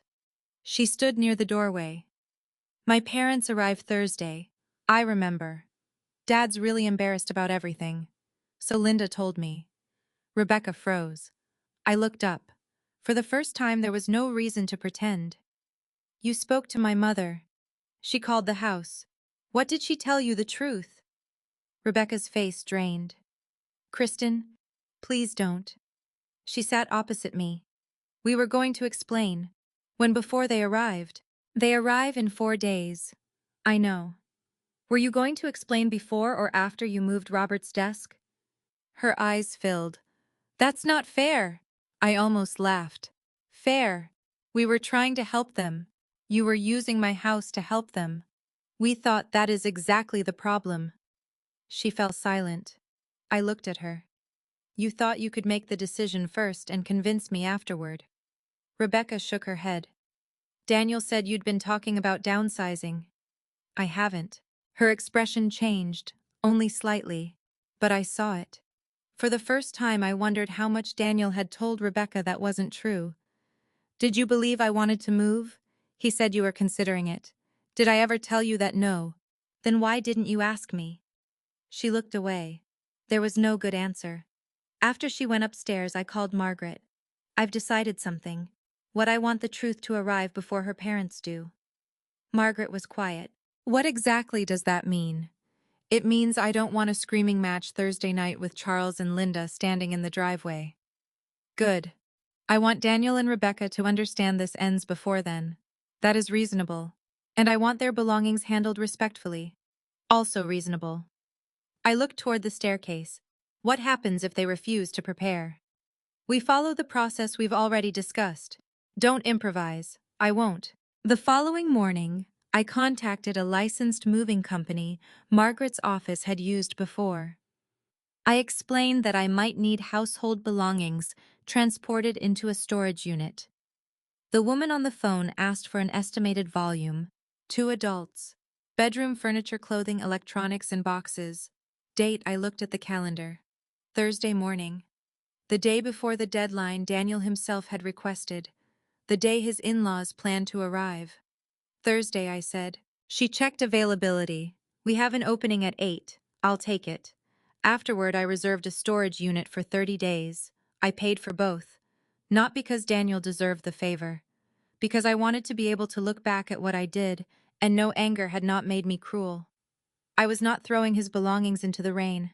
I was not destroying anything. I was not trying to embarrass him. I was simply refusing to disappear so his plan could work. That evening, I sat alone in Robert's study. I ran my fingers over the scratches in his old oak desk. "I wish you were here," I whispered. For a moment, grief hit me as sharply as it had 4 years earlier. Then I imagined what Robert would say. Probably something simple. "It's your house too, Chris. Not Daniel's future house. Not Rebecca's parents' rescue plan. Mine." The next morning, Daniel walked through the kitchen while I was drinking coffee. "You seem different," he said. "Do I?" Calmer. I looked at him. "I am." He smiled, apparently relieved. For the first time, I understood why. He thought calm meant surrender. He had no idea that the paperwork was secured, the deadlines were documented, the storage unit was waiting, and a moving company had my address on its Thursday morning schedule. Daniel had spent weeks planning where I would go. I had needed only a few days to remember one important thing. I didn't have to go anywhere. The night before Charles and Linda were supposed to arrive, Daniel finally asked me to leave my own house. Not indirectly, not through a brochure, not by talking about downsizing, maintenance, or my next chapter. He asked me plainly. I was making vegetable soup when he came into the kitchen. Rebecca followed him. That alone told me the conversation had been planned. For the past several days, both of them had been unusually polite. Rebecca had stopped discussing furniture. Daniel had stopped mentioning River Glen. The boxes in the garage remained untouched. If I hadn't known what I knew, I might have mistaken the silence for peace. It wasn't peace. It was the quiet people create while waiting for someone else to surrender. I stirred the soup. "Something wrong?" Daniel glanced at Rebecca. "No." "Then why are both of you standing there like you're about to tell me the dog died?" "We don't have a dog," Rebecca said. "I know." Neither smiled. Daniel pulled out a kitchen chair. "Mom, can we talk?" Apparently. I turned the burner down. Rebecca sat beside him. I remained standing. Daniel folded his hands. "Charles and Linda are arriving tomorrow afternoon." "So I've heard. They've had a really difficult few weeks." "I know." He looked surprised. "Rebecca told you Linda did?" Rebecca shifted. Daniel glanced at her, then back at me. "Okay. Then you understand the situation." "I understand their house is being sold because of financial problems." His jaw tightened. "It's more complicated than that. Most financial problems are. Charles made mistakes. So did you. That landed. I hadn't meant it cruelly. But truth sometimes sounds cruel when people have been avoiding it." Daniel looked down. "I know." I softened slightly. "I'm not judging Charles for losing money." Rebecca's shoulders relaxed. "Thank you. I'm judging the way everyone decided my house would solve it." The relaxation vanished. Daniel exhaled.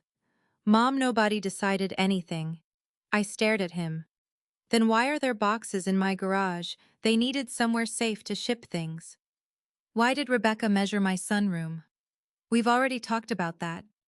"No. You avoided talking about it." Rebecca spoke. "My parents have nowhere else to go. I understand.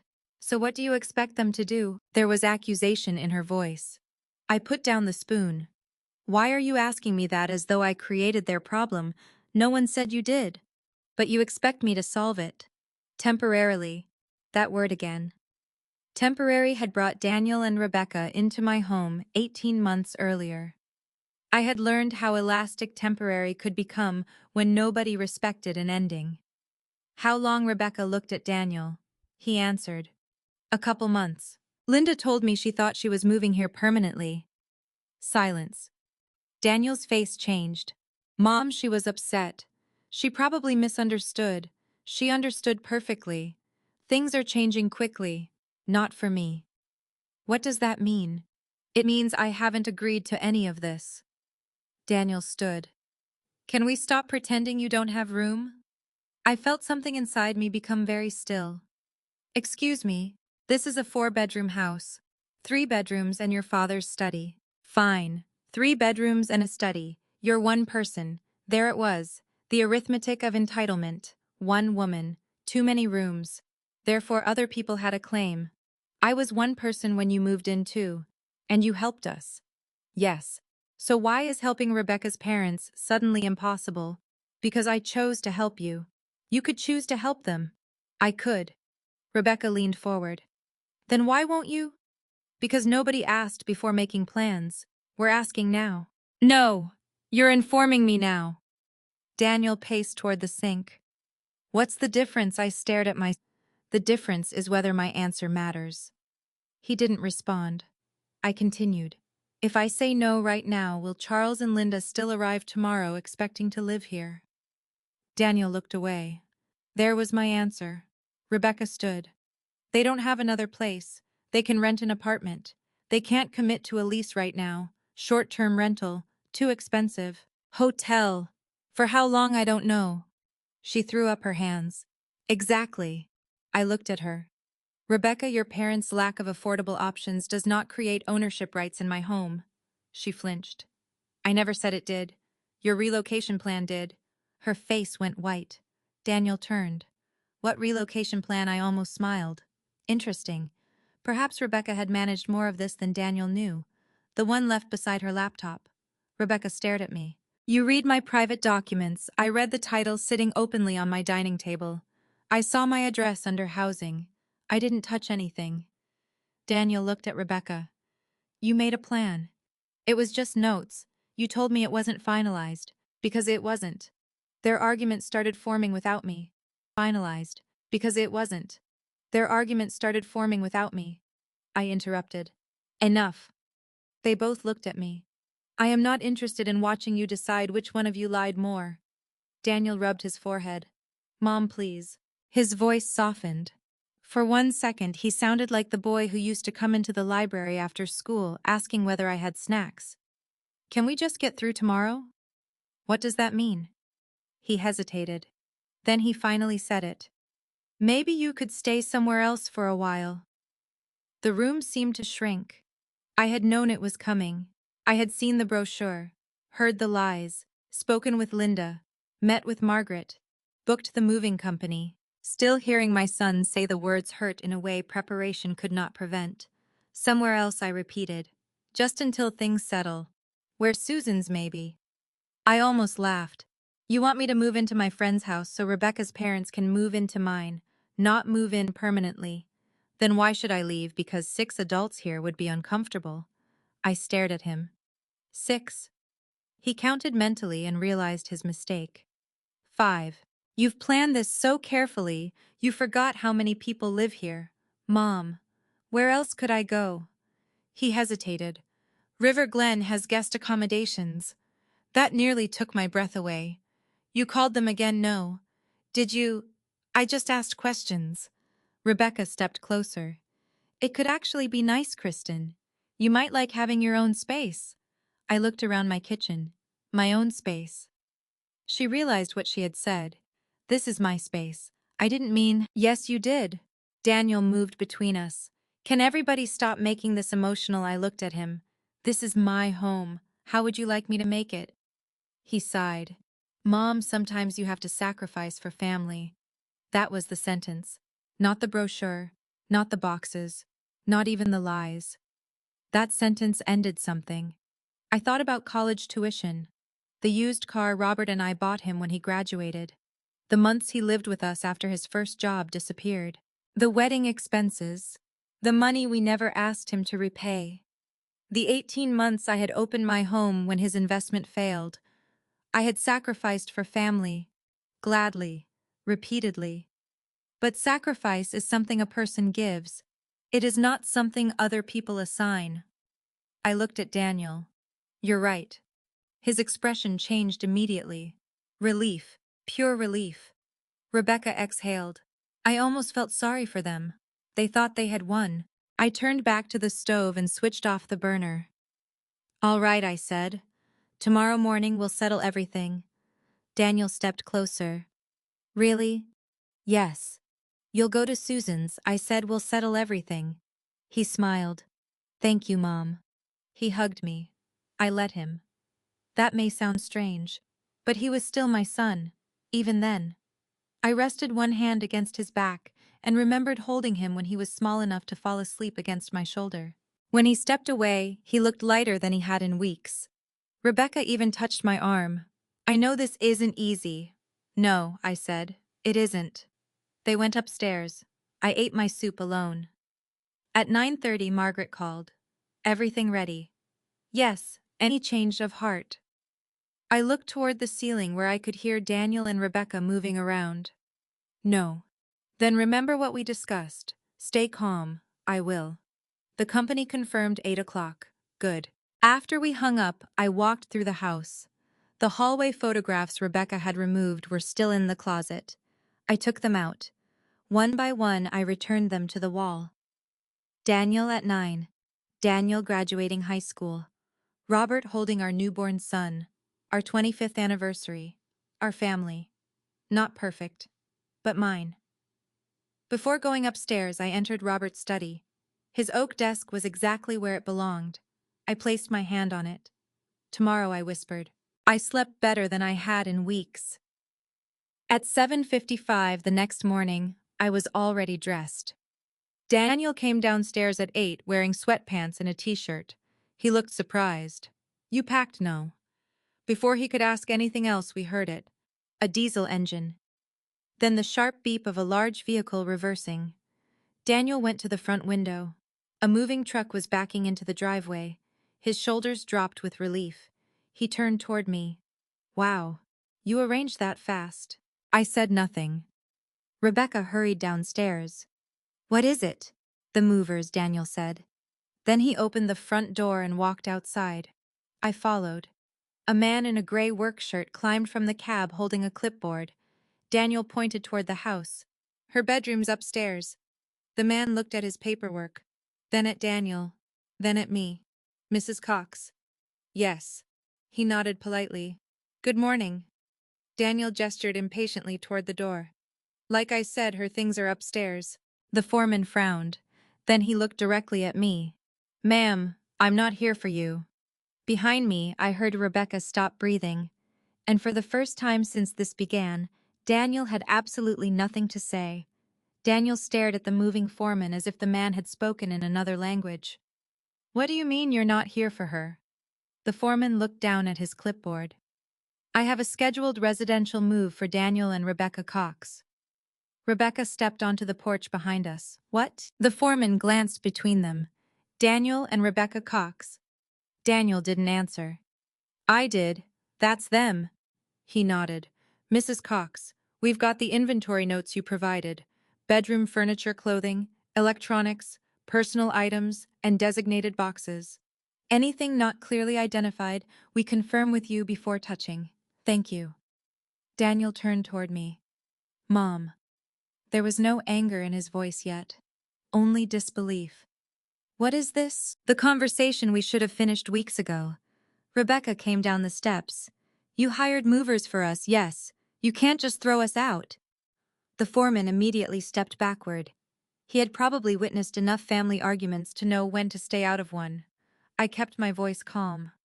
I'm not throwing anyone onto the street. That's exactly what you're doing. No. Your belongings are being transported to a storage unit I've paid for through next month. Daniel's face hardened. You planned this, yes. For how long? Long enough to do it properly. He stared at me. What does that mean? I went inside. They followed. On the kitchen table was a folder Margaret had prepared. I opened it. 6 weeks ago, I told you I wanted you and Rebecca to find another place.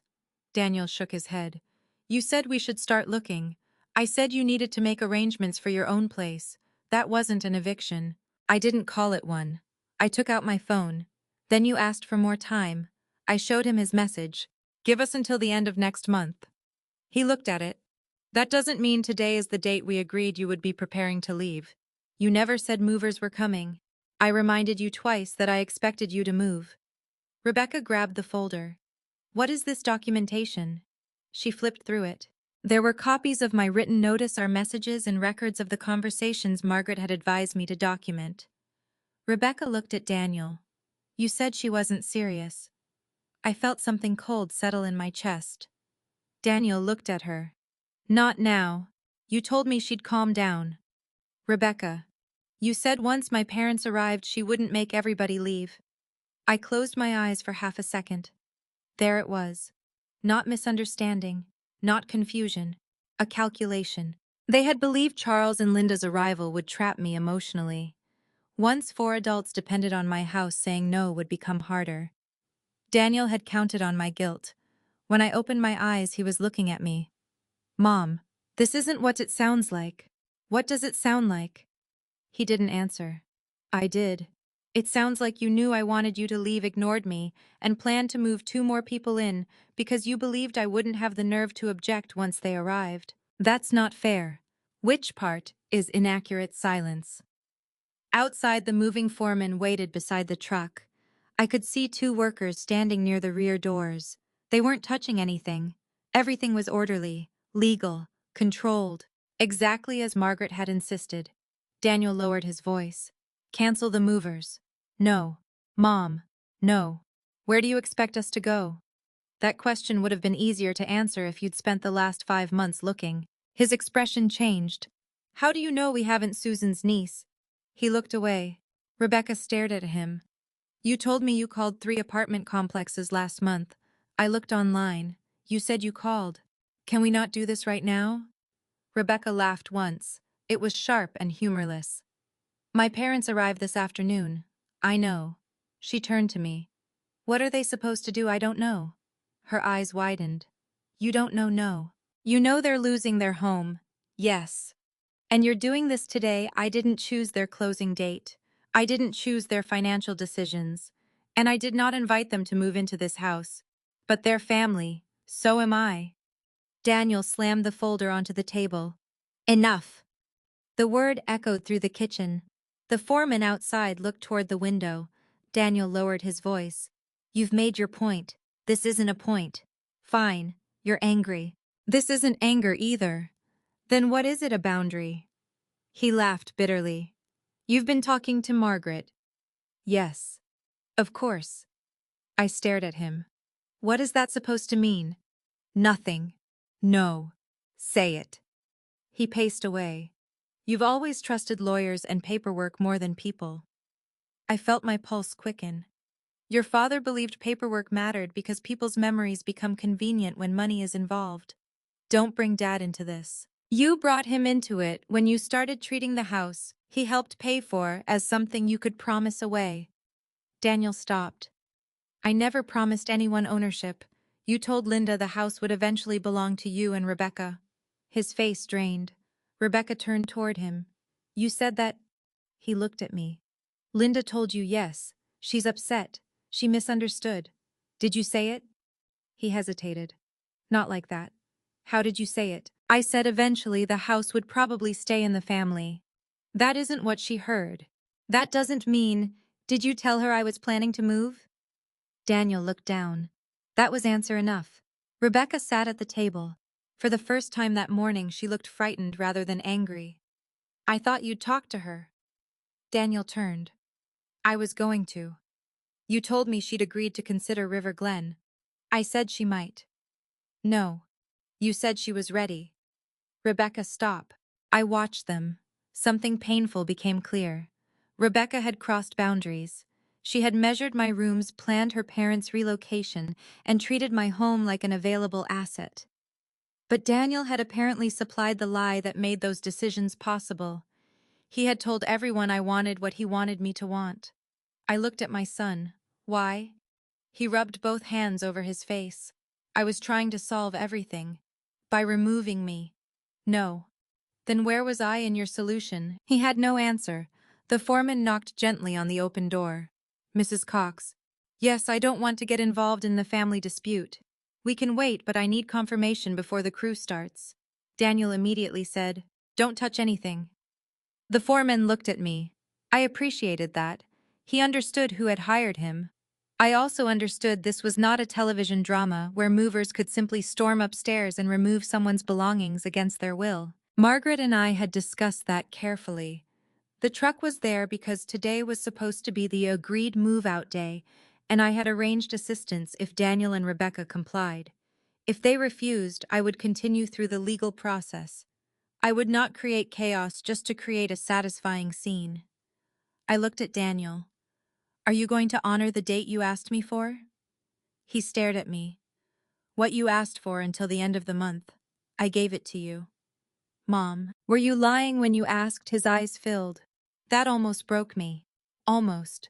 I thought things would change. They did. Not like this. No. I stepped closer. You thought I would change. He said nothing. Rebecca began crying quietly. I need to call my parents. Then call them. She looked at me. What do I tell them the truth? Her face crumpled. That answer apparently frightened her more than anything else. Daniel pulled out a chair and sat. For several minutes nobody spoke. Finally, he looked toward the truck. The storage unit is paid for 30 days. And after that, you pay for it or move your things elsewhere. He nodded slowly. Where are we supposed to sleep tonight? I found 3 short-term rentals within 15 minutes of here. He looked at me in surprise. You did, yes. Why? Because despite what you apparently believe, I don't enjoy watching my son suffer. His eyes dropped. I continued. I am willing to help you move. I am not willing to give you my home. That distinction seemed to reach him. Not completely, but enough. He stood and walked toward the stairs. Rebecca looked up. Where are you going to pack? She stared at him. Daniel. He stopped. What else are we going to do? For the first time I saw the reality of their plan collapse. Not dramatically, not with shouting, with a suitcase. Daniel disappeared upstairs. Rebecca sat crying for another minute, then followed him. I went outside. The foreman was waiting. They're packing, I said. He nodded. We'll take it slow. Thank you. At 8:47 that morning, the first box came out of my house. It belonged to Daniel. I watched one of the movers carry it down the front steps. A strange ache spread through me. I had imagined satisfaction. Instead, I remembered another box. 32 years earlier, Daniel had been 9 years old, carrying a cardboard carton of toy cars into the same house while Robert laughed behind him. Back then, my son had been moving in. Now I was watching him move out. Justice did not feel like victory. It felt like grief with a backbone. And before the truck was even half full, another car turned into my driveway. Rebecca looked through the front window and whispered, "Oh, God." Charles and Linda had arrived early. Charles Mercer stepped out of the car and stared at the moving truck. Linda remained in the passenger seat. For several seconds, neither of them moved. The truck occupied most of my driveway, its rear doors open, while 2 movers carried Daniel's dresser down the front steps. Rebecca stood behind me in the foyer. "Oh, God," she whispered again. Daniel came down the stairs carrying a suitcase. He saw the car. His face went pale. They weren't supposed to be here until this afternoon. I looked at him. Apparently, even now, his first concern was timing. Charles finally got out. He was 71, broad-shouldered, usually polished enough to look as though he had stepped out of a country club advertisement. That morning, he looked 10 years older. Linda followed more slowly. She saw me standing on the porch. Then she saw Rebecca. Then Daniel's suitcase. Her eyes closed briefly. She understood before Charles did. "What is going on?" Charles demanded. Rebecca walked outside. "Dad, whose truck is this?" No one answered quickly enough. Charles looked toward Daniel. "Daniel." Daniel set down the suitcase. Things changed. Charles stared at him. "What things?" Linda touched her husband's arm. Charles. He pulled away. No. We drove 300 miles because they told us everything was arranged. I felt the movers slow down. The foreman glanced toward me. I nodded toward the truck. Please keep going. He did. Charles looked at me. Kristen. Good morning, Charles. Would somebody explain what is happening? Rebecca began crying. Dad, I'm sorry. That changed him. His anger softened immediately. He went to his daughter. What happened? We can't stay here. Charles looked at me again. Why not? The question was so direct that I almost admired it. Because I never invited you to live here. His mouth opened, then closed. He looked at Daniel. You said she agreed. Daniel rubbed his forehead. I said we'd work it out. No, Linda said quietly. Everyone turned. She was standing beside the car with both hands clasped in front of her. You told us Kristen was planning to move. Daniel looked at her. I said she was thinking about downsizing. She wasn't, Linda replied. Charles frowned. What are you talking about? Linda looked at him. I spoke to Kristen, a few days ago, and she didn't know. Charles's face changed. He looked at Rebecca. You told us the study was ready. Rebecca wiped her cheeks. I thought it would be. You sent us measurements. I know. You told your mother where the furniture would go. I know. He stared at the moving truck, then at me. This is unbelievable. I felt something harden. Yes, I said. It is. He misunderstood my meaning. We are losing our home, Kristen. I know. We're not asking to stay forever. That's not what Linda was told. Charles glanced at his wife. Linda looked away. He turned back to me. Fine. 6 months. No. 3. No. His face reddened. You have all this room. There it was again. The same arithmetic. The same entitlement. I had expected more from him. May I ask you something? What if your house in Charlotte still belonged to you? Would you let Daniel promise it to me without asking you? He stared at me. The anger left his face. Not all at once, but enough. I continued. Suppose I lost my savings tomorrow. Suppose Daniel told me I could move into your house. Suppose I shipped boxes there planned where your furniture would go and arrived expecting you to leave a room for me. Charles said nothing. Would you call that reasonable? His jaw tightened. That's different. Why? Because he stopped. I waited. He couldn't finish. Linda answered for him. It isn't different. Charles looked at her. She shook her head. She's right. He turned away. For the first time since arriving, he seemed embarrassed rather than angry. I softened my voice. Charles, I'm sorry about what happened to your investment. He looked at me. I mean that. You don't have to. Yes, I do. Losing a home is devastating. His expression changed. Then why are you doing this? Because your hardship isn't what betrayed me. He frowned. The betrayal was 4 adults deciding my home was the solution without asking whether I agreed. Linda looked down. Rebecca began crying again. Daniel stood completely still. I turned toward him. My son knew I had asked him to find another place. He knew I didn't want permanent house guests. Instead of telling you that he told you I was planning to leave. Daniel finally spoke. I was trying to help. You keep saying that. Because it's true. Helping whom? Everybody. Not me. His eyes filled with frustration. You don't need 4 bedrooms. I heard Linda inhale sharply. Even Charles looked uncomfortable. Daniel realized too late what he had said. I stared at him. Need? That's not what I meant. Then explain it. He couldn't. I stepped closer. You decided I had more life than I needed. Mom. More house than I needed. More space than I needed. More independence than I needed. No. You found me somewhere smaller. River Glen is a nice place. That doesn't matter. I thought you'd be happier. No, Daniel. You thought everyone else would be happier if I agreed. Silence. A mover came down carrying 2 lamps Rebecca had bought. The ordinary movement made the confrontation feel even stranger. Lives were changing while men with work gloves carried furniture 20 feet at a time. Charles sat on the porch step. I made the investment, he said quietly. We all looked at him. He rubbed his hands together. Linda told me not to guarantee the second loan. Charles, Linda whispered. No, enough pretending. He looked at me. I thought I could recover the first loss. Instead, I doubled it. His voice broke slightly. I spent 40 years believing I was the person my family could rely on. Then suddenly, I was the reason my wife was losing her home. For the first time, I saw him not as Rebecca's proud father, but as an old man carrying shame. I understand why you were afraid, I said. He nodded. That doesn't excuse this. No. Linda sat beside him. We should have called you. Yes. We were embarrassed. I know. Rebecca looked at me. I was trying to save them from that embarrassment.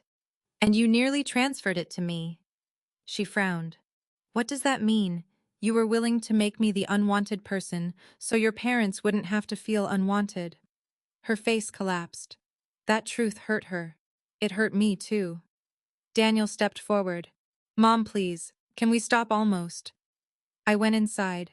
On the kitchen counter was another folder. Not the one containing the move-out documentation. This one had Margaret's name printed in the corner. I carried it outside. Daniel saw it. His expression changed. What is that? I looked at him. The part of this conversation we were eventually going to have anyway. Mom. You became very interested in my paperwork recently. He went still. Charles looked between us. What paperwork, my deed? Rebecca stared at Daniel. I continued. Someone contacted Margaret's office asking about transferring my house into a family trust. Rebecca turned sharply. You did what Daniel's face drained. I didn't transfer anything. I know. I was just asking questions. There it was. Confirmation. Not suspicion anymore. Fact. Rebecca stepped away from him. You called her attorney, I called the office. I didn't give my name. Why? Daniel looked trapped. I was trying to understand options. For what I asked. I didn't answer. For my house, I thought a trust might make things easier eventually. For whom silence, I opened the folder. Inside was the updated estate plan Margaret and I had begun preparing. Nothing illegal. Nothing dramatic. Simply my decision. Daniel stared at the papers. What did you change? I looked at my only child. For years he had believed the future was guaranteed. My house. My savings. Everything Robert and I had built. Someday. Eventually. His. I had never minded that assumption when it came with love. But entitlement had changed its meaning. I held the folder against my chest. You've spent weeks planning what happens to my home while I'm still alive. His eyes moved toward the folder. So I decided it was time I made some plans of my own. Rebecca stopped crying. Charles stood. Linda looked at Daniel. And suddenly the moving truck was no longer the thing everyone was watching. Daniel stared at the folder in my hands. What did you do? I met his eyes. I changed what happens after I'm gone. Daniel looked at the folder as though it contained a verdict. What did you change? His voice was quieter now. That mattered. 10 minutes earlier, he had still been arguing about bedroom square footage and whether I needed the house. Now, for the first time, he seemed to understand that his decisions had consequences beyond where everyone would sleep that night. I didn't open the folder immediately. Instead, I looked at Charles and Linda. This isn't really something I intended to discuss in front of everyone. Charles nodded. Then we should go. Rebecca looked at him. Dad. We need somewhere to stay. I can help you find no. His voice wasn't cruel, just tired. Your mother and I can handle one thing ourselves. Linda's eyes filled. She squeezed Rebecca's hand. We'll call you later. I felt a strange mixture of sadness and respect. Charles had arrived expecting my house to solve his problem. Less than half an hour later, he was finally taking responsibility for solving it himself. Before leaving, Linda stopped beside me. Kristen. Yes, I'm sorry. I know. No, I need to say it properly. She glanced toward the house. We knew this belonged to you. Maybe not the legal details, but we knew. We let ourselves believe what was convenient because we were scared. I appreciated that more than any excuse. Thank you, she nodded. Then she and Charles drove away. The moving crew continued working. Daniel, Rebecca, and I returned to the kitchen. The folder sat between us. Rebecca looked exhausted. Daniel looked frightened. I sat down. So I said, "Let's talk about what changed." Daniel lowered himself into the chair opposite me. "Did you cut me out of the will?" There it was. I don't know why that question hurt. Maybe because it came before. "Are you okay?" Before, "Can we fix this?" Before, "Do you still trust me?" His first fear was inheritance. I let the silence make him hear himself. His face changed. That sounded terrible. "Yes, I'm sorry." Rebecca looked down. I opened the folder. "No, Daniel. I didn't simply cut you out." His shoulders loosened slightly. I noticed. So did he. The embarrassment on his face deepened. I continued. "But I changed the structure. What does that mean?" "It means you will no longer be able to assume everything I own automatically becomes yours, without conditions." I never assumed that. I looked at him. He stopped. "Okay," he whispered. "Maybe I did. Your father and I always intended to leave most of our estate to you." "I know. That was never a secret." "No. And perhaps making it so obvious was a mistake." He shook his head. "You didn't do anything wrong." "Maybe not. But you started treating a future possibility like a present entitlement. I wasn't trying to take your house. You called Margaret's office. I asked about trusts, without telling me." He rubbed his hands together. "I thought if the property were in a family trust, it might make things easier." Again easier for whom he looked toward Rebecca. She did not rescue him. Finally, he said, "For everyone." "No. Be specific." His eyes closed briefly. "For Rebecca and me." There. At last. The truth without decoration. I nodded. "Thank you." He looked surprised. "For what?" For finally saying it. I showed him the documents. Margaret and I had updated my estate plan, so the house would not simply pass directly to Daniel under the old arrangement. If I still owned it when I died, it would become part of a trust administered according to written terms. Daniel could still benefit. But he would not control the structure simply because he was my son. A portion of my remaining assets would also fund something Robert and I had once discussed, but never created. The Robert Cox Memorial Scholarship. It would support students pursuing library science education or literacy-related work. Daniel stared at the page. "How much I don't know." "What do you mean?" "I mean I am alive." He looked at me. "I may live another 20 years. I hope you do. I may need long-term care. I may sell the house someday. I may travel. I may spend money on things that make me happy." "Of course. So there is no amount for you to calculate." His cheeks reddened. "I wasn't calculating. You were planning around this house." He couldn't deny it. Rebecca spoke for the first time. "Does this mean Daniel loses the house?" I looked at her. "Rebecca, nobody has lost my house." She frowned. "I still own it." The simplicity of that statement silenced the room. Nobody had lost anything because nobody except me had possessed it. That had been the entire problem. Daniel stared at the table. "Dad wanted me to have it." I felt a flash of anger. "Your father wanted me to have it." He looked up. "When Robert died, his share became mine. He made sure I would be secure." "I know. Do you—" My voice trembled. "Because you've spent weeks trying to move me somewhere smaller, so you could make this house useful to everyone else." Daniel's eyes filled. "I thought you might actually like River Glen. Then you should have asked me." "I know. No, listen to me. That is the whole lesson here. You could have asked." He nodded. "If you'd come to me and said Charles and Linda were losing their home, do you know what I might have done? What I might have helped?" Rebecca looked up. "I might have offered them the study for a month. Maybe 2. I might have helped with a deposit on an apartment. I don't know." Rebecca began crying again. "But you took the choice away from me." "I thought you'd say no," Daniel whispered. The honesty stunned me. "Why?" "Because you'd already told us to move. So you knew what I wanted. He nodded slowly. Yes. And decided to work around it. He covered his face. For several seconds, my 41-year-old son looked like a child ashamed of being caught. Then he said I was desperate. So was Charles. I know. Desperation explains bad decisions. It doesn't erase them. He lowered his hands. Do you really think I would have thrown you out? The question broke something open in me. I stared at him. You already asked me to leave. His face crumpled. No, I asked you to stay somewhere temporarily. From my own home. Mom, you asked me to pack a bag and leave because Rebecca's parents needed my rooms. I wasn't going to force you. You were counting on me, not making you force me. Silence. That was the truth neither of us wanted. Daniel knew me. He knew guilt worked on me. He knew I hated conflict. He knew I had spent my entire life putting family first. And he had built his plan around those qualities. Not because he hated me, because he trusted my kindness more than he respected my boundaries. That realization hurt worse than greed would have. Outside, the movers closed one side of the truck. Rebecca looked through the window.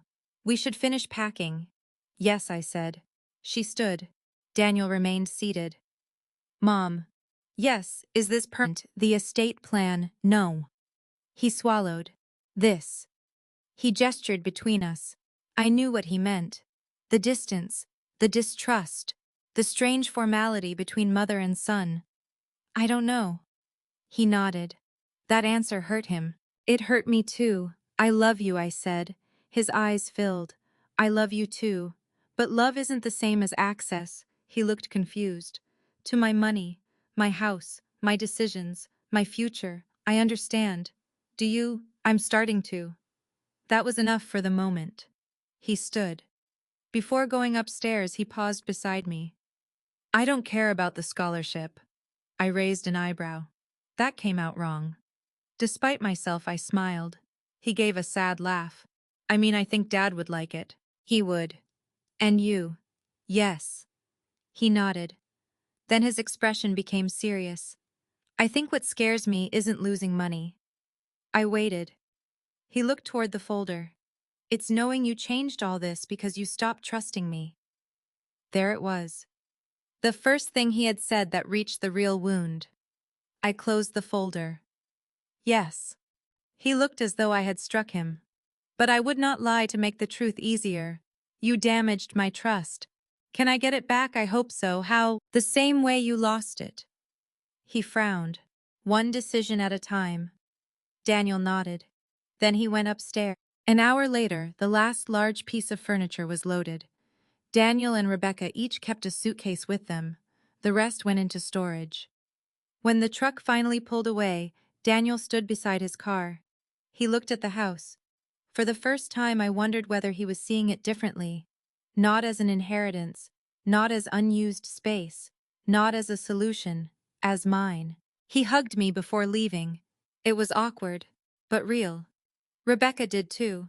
Then they drove away. I stood alone in the driveway until their car disappeared. The house behind me was suddenly quiet. I had wanted that quiet for months. Yet when I walked inside, it didn't feel like victory. It felt enormous. I entered the sunroom and sat in my blue chair. On the table was the River Glen brochure Daniel had given me. I picked it up. Independent living for your next chapter. This time I laughed. Then I tore it in half. Not because there was anything wrong with River Glen. Maybe someday I would choose a place exactly like it. But if that day came, it would happen because I chose it. That was the difference my son had forgotten. And it was the difference I would never forget again. For the first 3 days after Daniel and Rebecca moved out, neither of them called me. I told myself I appreciated the silence. That was only partly true. The first morning, I carried my coffee into the sunroom and sat in my blue chair. No one came downstairs. No doors opened overhead. No conference calls started in the kitchen. No one asked whether I planned to be home because Rebecca needed the living room for a client. The house belonged to me again. And yet I kept listening for footsteps. That is the complicated thing about getting what you asked for. Sometimes relief and grief arrive together. I put the family photographs back where they had always been. I returned the dining room curtains to the windows. I moved Rebecca's decorative bowls into one of the boxes she had accidentally left behind. Then I went into Robert's study. Nothing had been moved. I sat at his desk. For several minutes I simply rested my hands on the old wood. "I did it," I whispered. I could almost hear Robert answering. "Good."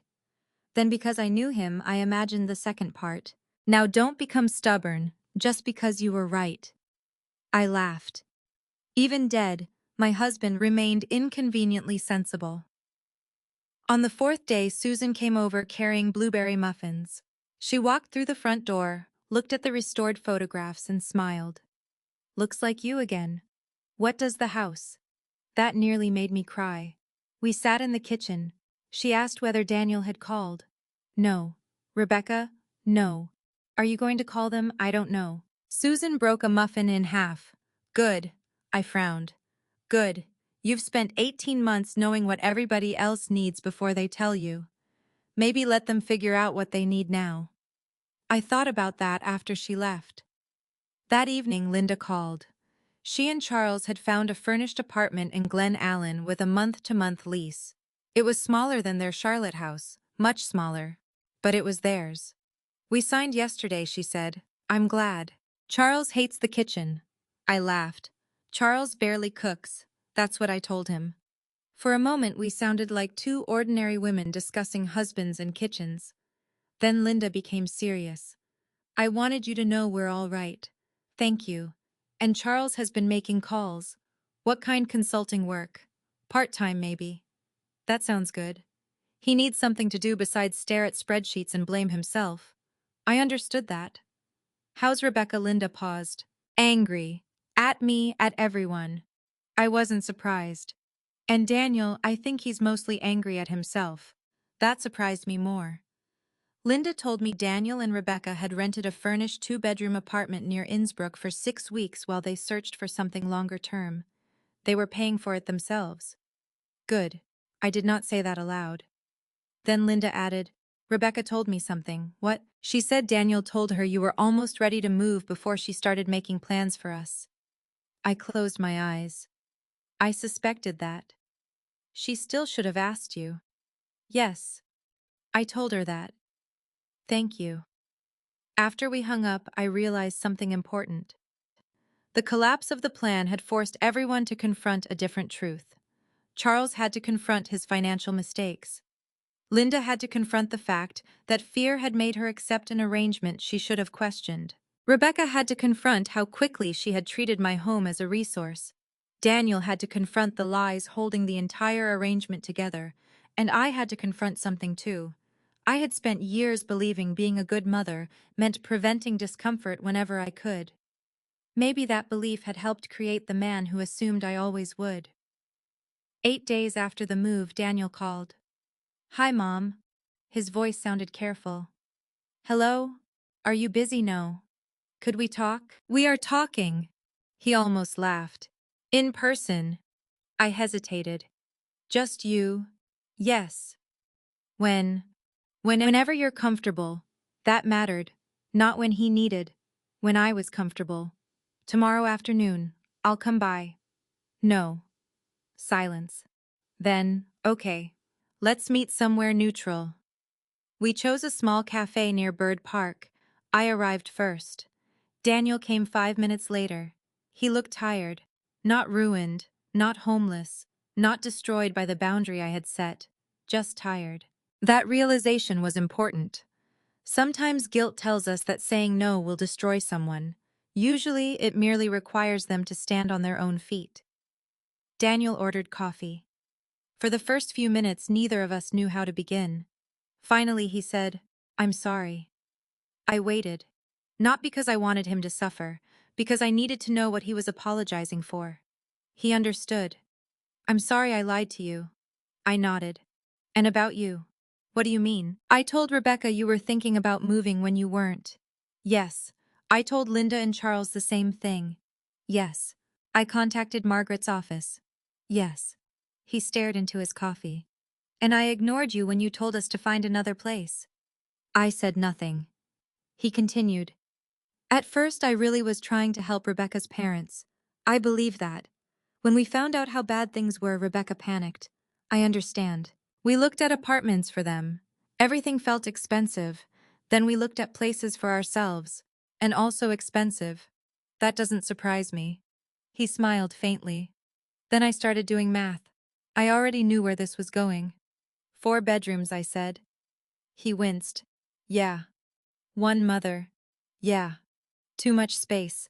He looked ashamed. It sounds terrible when you say it. It sounded terrible when you said it too. He nodded. I convinced myself you didn't need the house. I felt the old pain return.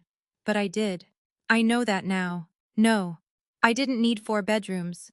He looked at me. I needed the right to decide what happened to them. He swallowed. I understand. Continue. He took a breath. The more I thought about it, the more obvious the solution seemed. You could move somewhere easier. We could stay in the house. Charles and Linda could stay with us until they recovered. And the house, his eyes dropped. I knew I'd probably inherit it someday. There it was again. But this time he didn't hide from it. So I started thinking of it like it was already part of my future. And then eventually I stopped thinking about the fact that it was still your present. That sentence hurt. But it was honest. I nodded slowly. Daniel looked at me. I don't know when I became that person. You didn't wake up one morning evil. He gave a sad laugh. That helps. It shouldn't. His smile disappeared. You made one small justification after another. He nodded. I kept telling myself I was solving problems. You were. He looked surprised. Just not mine. He looked down again. After a while he said, Rebecca and I have been fighting. I assumed. She blames me for telling her you'd agreed. She has a right to be angry about that. I know. But she also chose not to ask me. I told her that. I raised an eyebrow. That conversation go well, no. Despite everything, we both laughed. It was the first natural laugh we'd shared in weeks. Then Daniel became serious. Mom, I need to ask something. What do you hate me? My heart broke a little. No. His eyes filled. I'm furious with some of your choices. I know. I'm disappointed. I know. And I don't trust you the way I did. He looked away. But you're my son. He wiped one eye. I don't know how to fix that. You don't fix it with one conversation. What do I do? You stop asking me to believe words. He frowned. What does that mean? It means you behave differently. For how long I almost smiled. That question is part of your problem. He nodded. Right. Trust isn't a payment plan. I know. You don't make 6 good decisions and receive your old relationship back. So what happens? We build a different relationship. That frightened him. I liked the old one. I did too. Then I realized that wasn't entirely true. The old relationship had a problem. What I gave too much without requiring you to notice. Daniel looked at me. And I took too much without noticing. Yes. We sat quietly. Then I said something I had been thinking about since the moving truck left. You inherited me before you inherited anything I owned. His brow furrowed. I continued. You got a mother, a home to return to, parents who loved you, people who showed up when you failed. His eyes filled again. And somehow you became so focused on what you might inherit after I'm gone that you forgot what you still had while I'm here. He covered his mouth. For a moment I worried I had been too harsh. Then he reached across the table. He didn't take my hand. He simply placed his palm on the table between us. I don't want your house. I looked at him. I want my mother back. You still have me. Do I? Yes. I placed my hand over his, but not without boundaries. He nodded. I can live with that. Good. He smiled through tears. Because apparently I can't live at your house. I stared at him. Then I laughed. He laughed too. It didn't erase anything, but it was a beginning. When we left the cafe, Daniel hugged me in the parking lot. He didn't ask about the will. He didn't ask whether I would change the trust back. I didn't ask for money help with rent or access to the storage unit. He simply said, "Can I call you Sunday?" Yes. Just to talk, just to talk. Driving home, I realized something. For the first time in a very long time, my son was learning to come to me without needing something. And perhaps I was learning that letting him struggle was not the same thing as abandoning him. Sometimes love opens the door, sometimes love closes it. And sometimes the most loving thing a mother can do is stand on her own side of the doorway and let her grown child discover that he is capable of standing on his. Trust did not return all at once. That was probably the healthiest thing that happened to us. For most of my life, whenever Daniel and I had an argument, one of us apologized, the other accepted, and we behaved as though the problem had disappeared. This time I refused to confuse forgiveness with forgetting. Daniel seemed to understand. He called Sunday just as he promised. He did not mention money. He called again the following Wednesday, because he had driven past the elementary school where I used to work and remembered the Halloween parade I organized when he was 11. The week after that, he stopped by with a new bag of birdseed. He stood on the porch holding it like an offering. I noticed the feeder was almost empty. You noticed that I notice things occasionally. I'll alert the newspapers. He laughed. Then he waited. That detail mattered. He did not walk inside automatically. For 18 months, Daniel had treated my front door as though it belonged to him. Now he waited until I said, "Come in." It was such a small act, it meant more than the birdseed. We drank coffee in the sunroom. He asked about my literacy program. I asked about work. He and Rebecca had signed a 12-month lease on a modest 2-bedroom apartment. It doesn't have a sunroom, he said. Tragic. The kitchen is half this size. You'll survive. And parking costs extra. Now you know why your father complained about everything. He smiled. Not once did he ask whether I planned to change the estate documents again. That mattered too. A month passed, then another. Daniel began coming by every other weekend. Sometimes he helped with something, sometimes he didn't. One Saturday he spent 2 hours cleaning gutters. When he finished, he came inside covered in leaves. I handed him a towel. "Thank you." He shrugged. "It's your house." I looked at him. He realized what he had said, then smiled. "See, I'm learning." "Yes, you are." Rebecca took longer. For nearly 3 months, our communication consisted of polite birthday texts, one brief phone call about a package delivered to my house by mistake, and a Christmas card that seemed written by someone trying very hard not to say the wrong thing. I didn't push. Daniel occasionally mentioned her. "She knows she owes you an apology. Then she'll give me one when she's ready. She doesn't know what to say. That's her problem to solve." The old Kristen would have made it easier. I would have called Rebecca and reassured her. I would have said we were family and should move on. But moving on without accountability was exactly how I had ignored smaller boundary violations for 18 months. So I waited. Meanwhile, Charles and Linda began rebuilding their lives. Their apartment was only about 12 minutes from Daniel and Rebecca. Linda called me occasionally. At first, every conversation carried awkwardness. Then something unexpected happened. We became more honest with each other than we had ever been. One afternoon, she invited me for coffee. Their apartment was pleasant but modest. 2 bedrooms, a narrow kitchen, a small balcony overlooking a parking lot and a line of trees. Charles's beloved leather recliner barely fit beside the sofa. He complained about it. Linda rolled her eyes. "You still have a chair. It's touching the wall. Civilization survives." I laughed. Charles looked at me. "I see you two have formed an alliance." "Against unnecessary complaining," I said. "Very dangerous." But he looked better. He had found part-time consulting work with a small commercial property firm. Nothing glamorous. 3 days a week. He reviewed contracts, budgets, and development proposals. "Ironic, isn't it?" he said. "What people are paying me to tell them which investments look dangerous." Linda nearly choked on her coffee. Even Charles laughed. Humor had returned to their marriage. So had humility. Before I left, Charles walked me to the door. "Kristen." "Yes, I never properly apologized." "You don't have to. I do." He glanced toward Linda. "When I lost the house, I was so ashamed that I let everybody else solve the problem for me. I listened. I knew Daniel wasn't the owner of your house. That surprised me. I knew. Then why did you come?" He looked embarrassed. because believing his version was easier. I appreciated the honesty. I told myself families share things. They do. But sharing requires permission. Yes. He nodded. I understand that now. I smiled.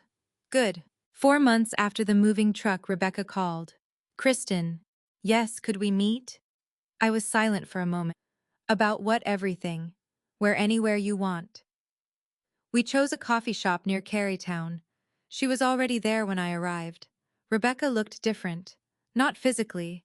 Something about the way she held herself. Less polished, more vulnerable. She stood when I approached. Thank you for coming. I sat. For several seconds she stared at her coffee. Then she said, I'm sorry. I waited. She looked at me. I know that isn't enough. No. She nodded. I treated your house like a resource. The wording surprised me. I had never said it to her exactly that way. She continued. I thought because you had space and my parents needed space, the solution was obvious. It wasn't yours to solve with. I know. Her eyes filled. I also resented you. That surprised me more. For what? She looked embarrassed. For being secure. I didn't understand, she explained. Growing up, Charles had been the person who always had answers. He invested well, he planned vacations, he helped Rebecca with college, he advised her about mortgages. Her parents' house represented success to her. Then suddenly it was gone. I felt like everything I'd believed about my family was collapsing, she said. And I was ashamed. Of them, of what people would think. I shook my head. Losing money isn't a moral failure. I know that now. Did you know? She wiped her eyes. I kept telling people they were renovating because I couldn't say my father had lost the house. I remembered her vague answers. Structural things. Renovations. Now they made sense. Daniel offered your house as the solution, she continued, and I grabbed onto it because it meant I didn't have to admit what was happening. You also believed I wanted to leave. At first. At first, she nodded. Daniel told me you were thinking about downsizing. I wasn't. I know. When did you realize? Her face tightened. When you objected to moving Robert's desk. I stared at her. That had been weeks before everything exploded. So after that you knew. Yes. But you kept planning. Yes. Why? Tears slipped down her cheeks. Because by then I'd already told my parents everything was handled. There it was. Pride. Not desperation alone. Pride. You were afraid to tell them you'd promised something that wasn't yours. Yes. So instead you hoped I'd surrender. She nodded. I am ashamed of that. I believed her. But believing her remorse did not instantly restore trust. I forgive you, I said. Her head lifted. Relief flashed across her face. Then I continued. But that doesn't mean everything goes back to normal. The relief became uncertainty. I understand. Do you? I think so. Forgiveness means I don't want to punish you forever. She nodded. Trust means I believe you won't do it again. Her eyes dropped. And you don't believe that yet? No. She took a breath. What can I do? Nothing dramatic. She looked confused. Then how do I fix it? You don't fix trust with one impressive gesture. I thought of what I had told Daniel. You rebuild it through boring things. Boring things, keeping promises, asking instead of assuming, accepting no without punishing the person who says it. A tiny smile appeared. That does sound boring. It is. Then I smiled too. But boring is underrated. We talked for another hour. Not everything was resolved. It didn't need to be. When we left, Rebecca hugged me. This time I hugged her back. 6 months after the moving truck, Daniel and Rebecca invited me to dinner at their apartment. Charles and Linda were there too. I almost declined. Then I decided to go. Their dining table was too small for 5 adults, so Daniel added a folding chair. When I arrived, he pointed toward the head of the table. Mom, you sit there. I laughed. Why? Because it's the comfortable chair. Rebecca came from the kitchen. He spent 10 minutes deciding where everyone should sit. Daniel looked embarrassed. I've learned seating arrangements can destroy families. We all laughed. It was the first time the five of us had been in one room since that morning. Nobody mentioned the moving truck. Nobody needed to. After dinner, Charles washed dishes. Rebecca packed leftovers for her parents. Daniel walked me to my car. "You okay?" he asked. "Yes." He nodded. Then he looked toward the apartment building. "It's strange. What I thought getting kicked out of your house was the worst thing that could happen. You weren't kicked out." "I know. Lawyer-approved terminology." I smiled. He became serious. "It was probably the best thing." "Why?" "Because once you stopped solving things for us, we had to start solving them ourselves." I looked at my son. That was the lesson I had been learning too. Sometimes rescuing people delays the exact growth they need. I touched his cheek. "I love you. I love you too." Then I drove home. When I opened my front door, the house was quiet, but it no longer felt empty. It felt peaceful. There is a difference. I walked into the sunroom and sat beneath the warm light of the reading lamp. My blue chair was exactly where I wanted it. Robert's study remained untouched. My photographs were back on the hallway wall. And for the first time, I understood that boundaries had not destroyed my family. They had forced us to build a healthier one. 1 year after the moving truck came to my house, Daniel arrived carrying a young dogwood tree in the back of his SUV. It was Robert's birthday. For the first few years after my husband died, that date had been difficult in ways I couldn't explain to people who hadn't lost someone after nearly 4 decades together. Robert would have turned 73. I used to spend his birthday looking through photographs and trying not to count everything he had missed. That year, I wanted to do something different. Daniel had called me the week before. "Mom, what do you want to do for Dad's birthday?" The question surprised me. Usually I was the one who reminded him. "I've been thinking about planting something." What a dogwood. Robert had loved dogwoods. Every spring he used to point them out while we drove through Richmond as though he'd never seen one before. "White or pink?" Daniel asked. "White. I'll take care of it." And he did. He arrived shortly after 9, wearing old jeans and carrying a shovel. Rebecca followed in her car with coffee and breakfast sandwiches. She didn't walk into the house without knocking, even after a year. I noticed that every time. "Good morning," she said. "Come in." She hugged me. Our relationship was warmer now, not the way it had been before. Better perhaps because there was less pretending. Charles and Linda arrived around 10. Charles carried another shovel. I was told there would be manual labor. "You can supervise," I said. Finally, a job matching my talents. Linda rolled her eyes. Some things never changed. We chose a place near the back fence, where the tree would receive morning sunlight. Daniel dug most of the hole. Charles insisted he was doing it wrong. Rebecca told both of them to stop arguing about dirt. I sat on the patio with Linda and watched. A year earlier, these same people had nearly torn my family apart over who would live inside my house. Now we were planting something outside it. Life has a sense of humor.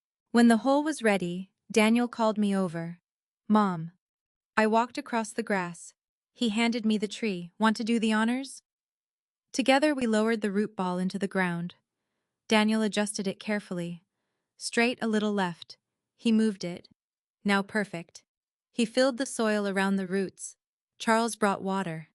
Rebecca took a photograph. Linda stood beside me. Robert would have liked this. Yes. My throat tightened. He would have complained we planted it too close to the fence. Linda laughed. Probably. Afterward, we ate lunch in the kitchen. Not because anyone had assigned seats or worried about who deserved which room. We simply sat wherever there was space. At one point, I looked around the table. Daniel was telling Charles about a difficult client. Rebecca was cutting another sandwich in half. Linda was asking whether I wanted to attend a charity book sale with her. For a few seconds, I allowed myself to imagine Robert sitting in the empty chair beside me. I thought he would have been proud. Not because the family had returned to exactly what it was. Because we hadn't. That mattered. The old version of our family had depended too heavily on assumptions. Daniel assumed I would always rescue him. Rebecca assumed available space meant available permission. Charles and Linda assumed desperation excused accepting something they had never been offered. And I assumed love required me to absorb discomfort, so everyone else could remain comfortable. None of those assumptions survived. Good. After lunch, Charles and Linda left first. Charles was still consulting 3 days a week. They had decided not to buy another large house. Their apartment had become home. Linda had joined a community garden. Charles had become strangely proud of the tomatoes he grew there, despite insisting gardening was not really his thing. Before leaving, Linda hugged me. "See you Thursday for the book sale, 10 o'clock. I'll be ready." Rebecca left about 20 minutes later. She had a client meeting. At the front door she stopped. "Thank you for today. You don't have to thank me." "I know." She smiled.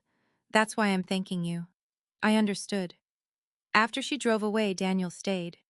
We returned to the backyard. The dogwood looked small in the middle of all that grass.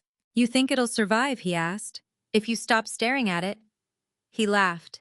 We sat on the patio. For a while, neither of us spoke. Then Daniel said, "I've been thinking about something. That usually gets us into trouble. I walked into that one." "Yes, you did." He smiled. Then his expression became serious. "When Rebecca and I lived here, I thought being your son meant I'd always have a place here." "You do." He looked at me. I shook my head. "Not like that." He waited. "You'll always have a place in my life."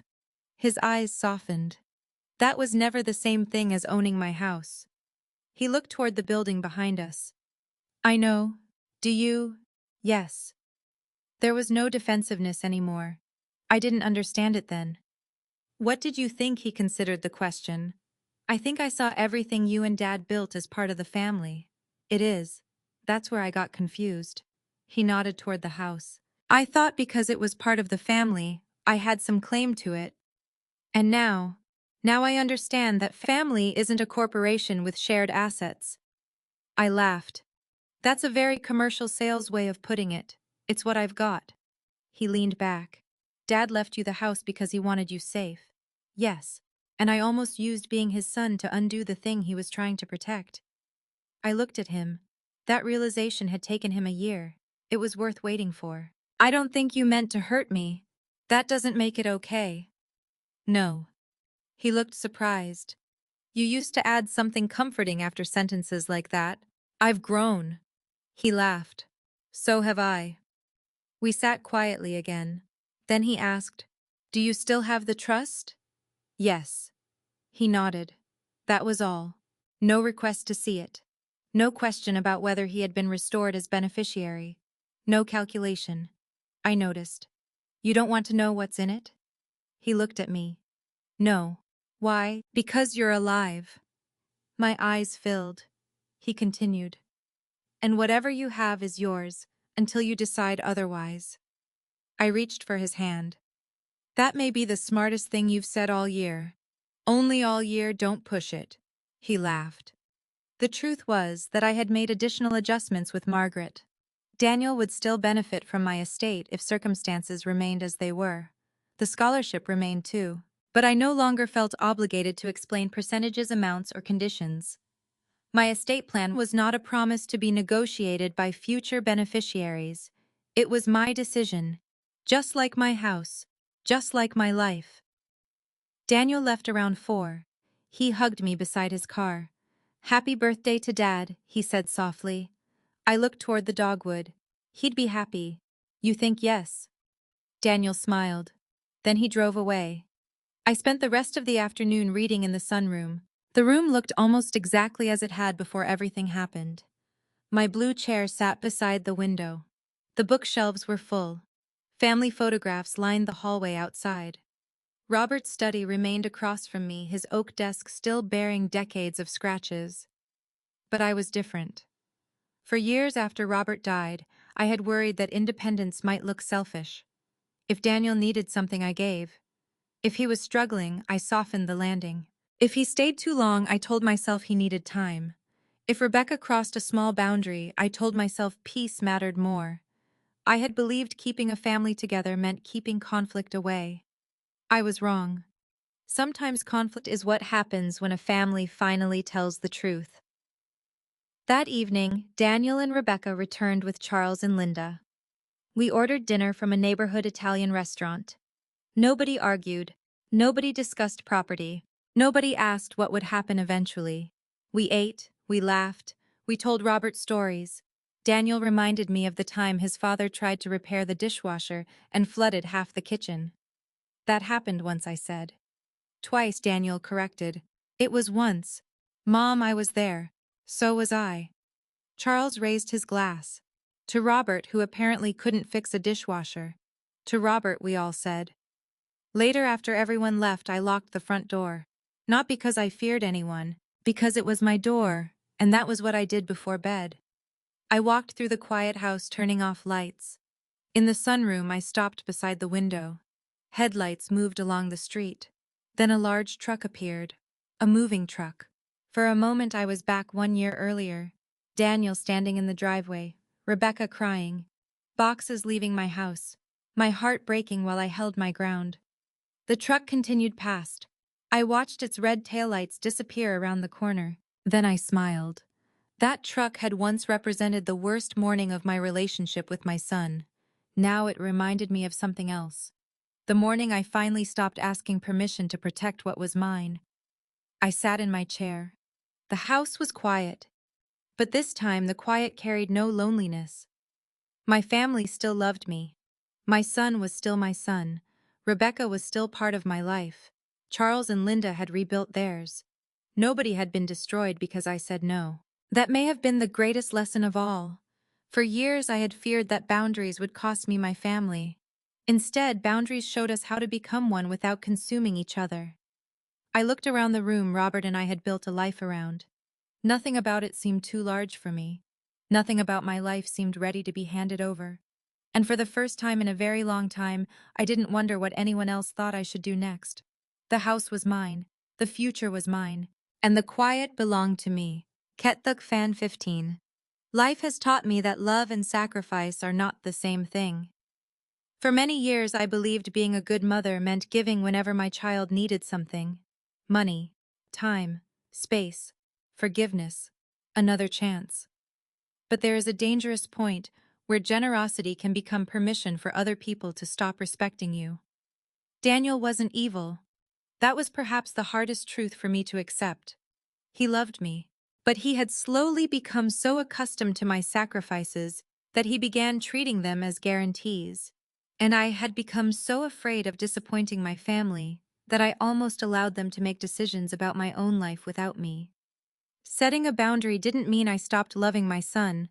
It meant I finally included myself among the people deserving my love. If you're a mother, grandmother, wife, widow, or simply someone who has spent years taking care of everybody else, please remember this. Your kindness does not make your possessions public property. Your age does not make your opinions less important. And your children being grown does not give them authority over the life you worked decades to build. Sometimes saying no will disappoint people. Let them be disappointed. Healthy relationships survive disappointment. Relationships built entirely on what you provide may not. And if someone becomes angry the moment you establish a boundary, perhaps the boundary was overdue. I didn't win because a moving truck carried my son's belongings away. I won when my son eventually returned without expecting anything from me. That was when I knew we finally had the opportunity to love each other as two adults, instead of as a mother who constantly rescued and a son who expected to be rescued. Now I'd love to hear what you think. If you had been in my position, would you have allowed Charles and Linda to move in? Do you think I was too hard on Daniel, or did he need to face the consequences of what he'd done? Tell me in the comments. And while you're there, let me know where you're watching from and what time it is where you are. I love seeing how far these stories travel. If this story reminded you that dignity and love can exist together, please like the video and subscribe for more stories about family betrayal, boundaries, forgiveness, and finding the courage to choose yourself when it matters most. Sometimes the hardest lesson in life is realizing that loving your family does not require surrendering yourself to them. For years, I believed that being a good mother meant always making room, one more favor, one more sacrifice, one more chance, one more time, saying, "It's okay, even when it wasn't. But kindness without boundaries can slowly teach people that your generosity is something they are entitled to, rather than something you freely choose to give. What happened with Daniel taught me something I wish I had understood much earlier. Love and ownership are not the same thing. My son could love me and still make selfish choices. I could love him deeply and still tell him no. And setting a boundary did not make me cruel, bitter, or less of a mother. It simply meant that my needs, my dignity, and my future mattered too. As we grow older, there can be tremendous pressure to step aside, to give up the house, the money, the traditions, or even the authority to make our own decisions, because younger family members believe they know what is best. But getting older does not make your life less valuable. The things you spent decades building are not someone else's simply because they may inherit them someday. Your home is still your home. Your savings are still your savings. Your future is still yours to choose. And perhaps most importantly, boundaries do not always destroy families. Sometimes they save them. When I stopped rescuing everyone, something remarkable happened. They began learning how to rescue themselves. Daniel took responsibility. Rebecca faced her mistakes. Charles and Linda rebuilt their lives. And I discovered that I could protect myself without closing my heart. Forgiveness didn't mean pretending nothing happened. It meant refusing to let what happened control the rest of my life. Trust had to be rebuilt slowly through ordinary choices, honest conversations, and consistent respect. Maybe someone listening to this story needs permission to say no today. If that's you, remember this: you can be loving without being used. You can be generous without giving everything away. And you can protect your peace without apologizing for it. I'd really love to hear your thoughts. Was Kristen right to make Daniel and Rebecca leave, or would you have handled things differently? Have you ever had to set a painful boundary with someone you loved? Share your story or your feelings in the comments. Someone reading them may need to hear exactly what you have to say. And if stories about family dignity, second chances, and finding strength later in life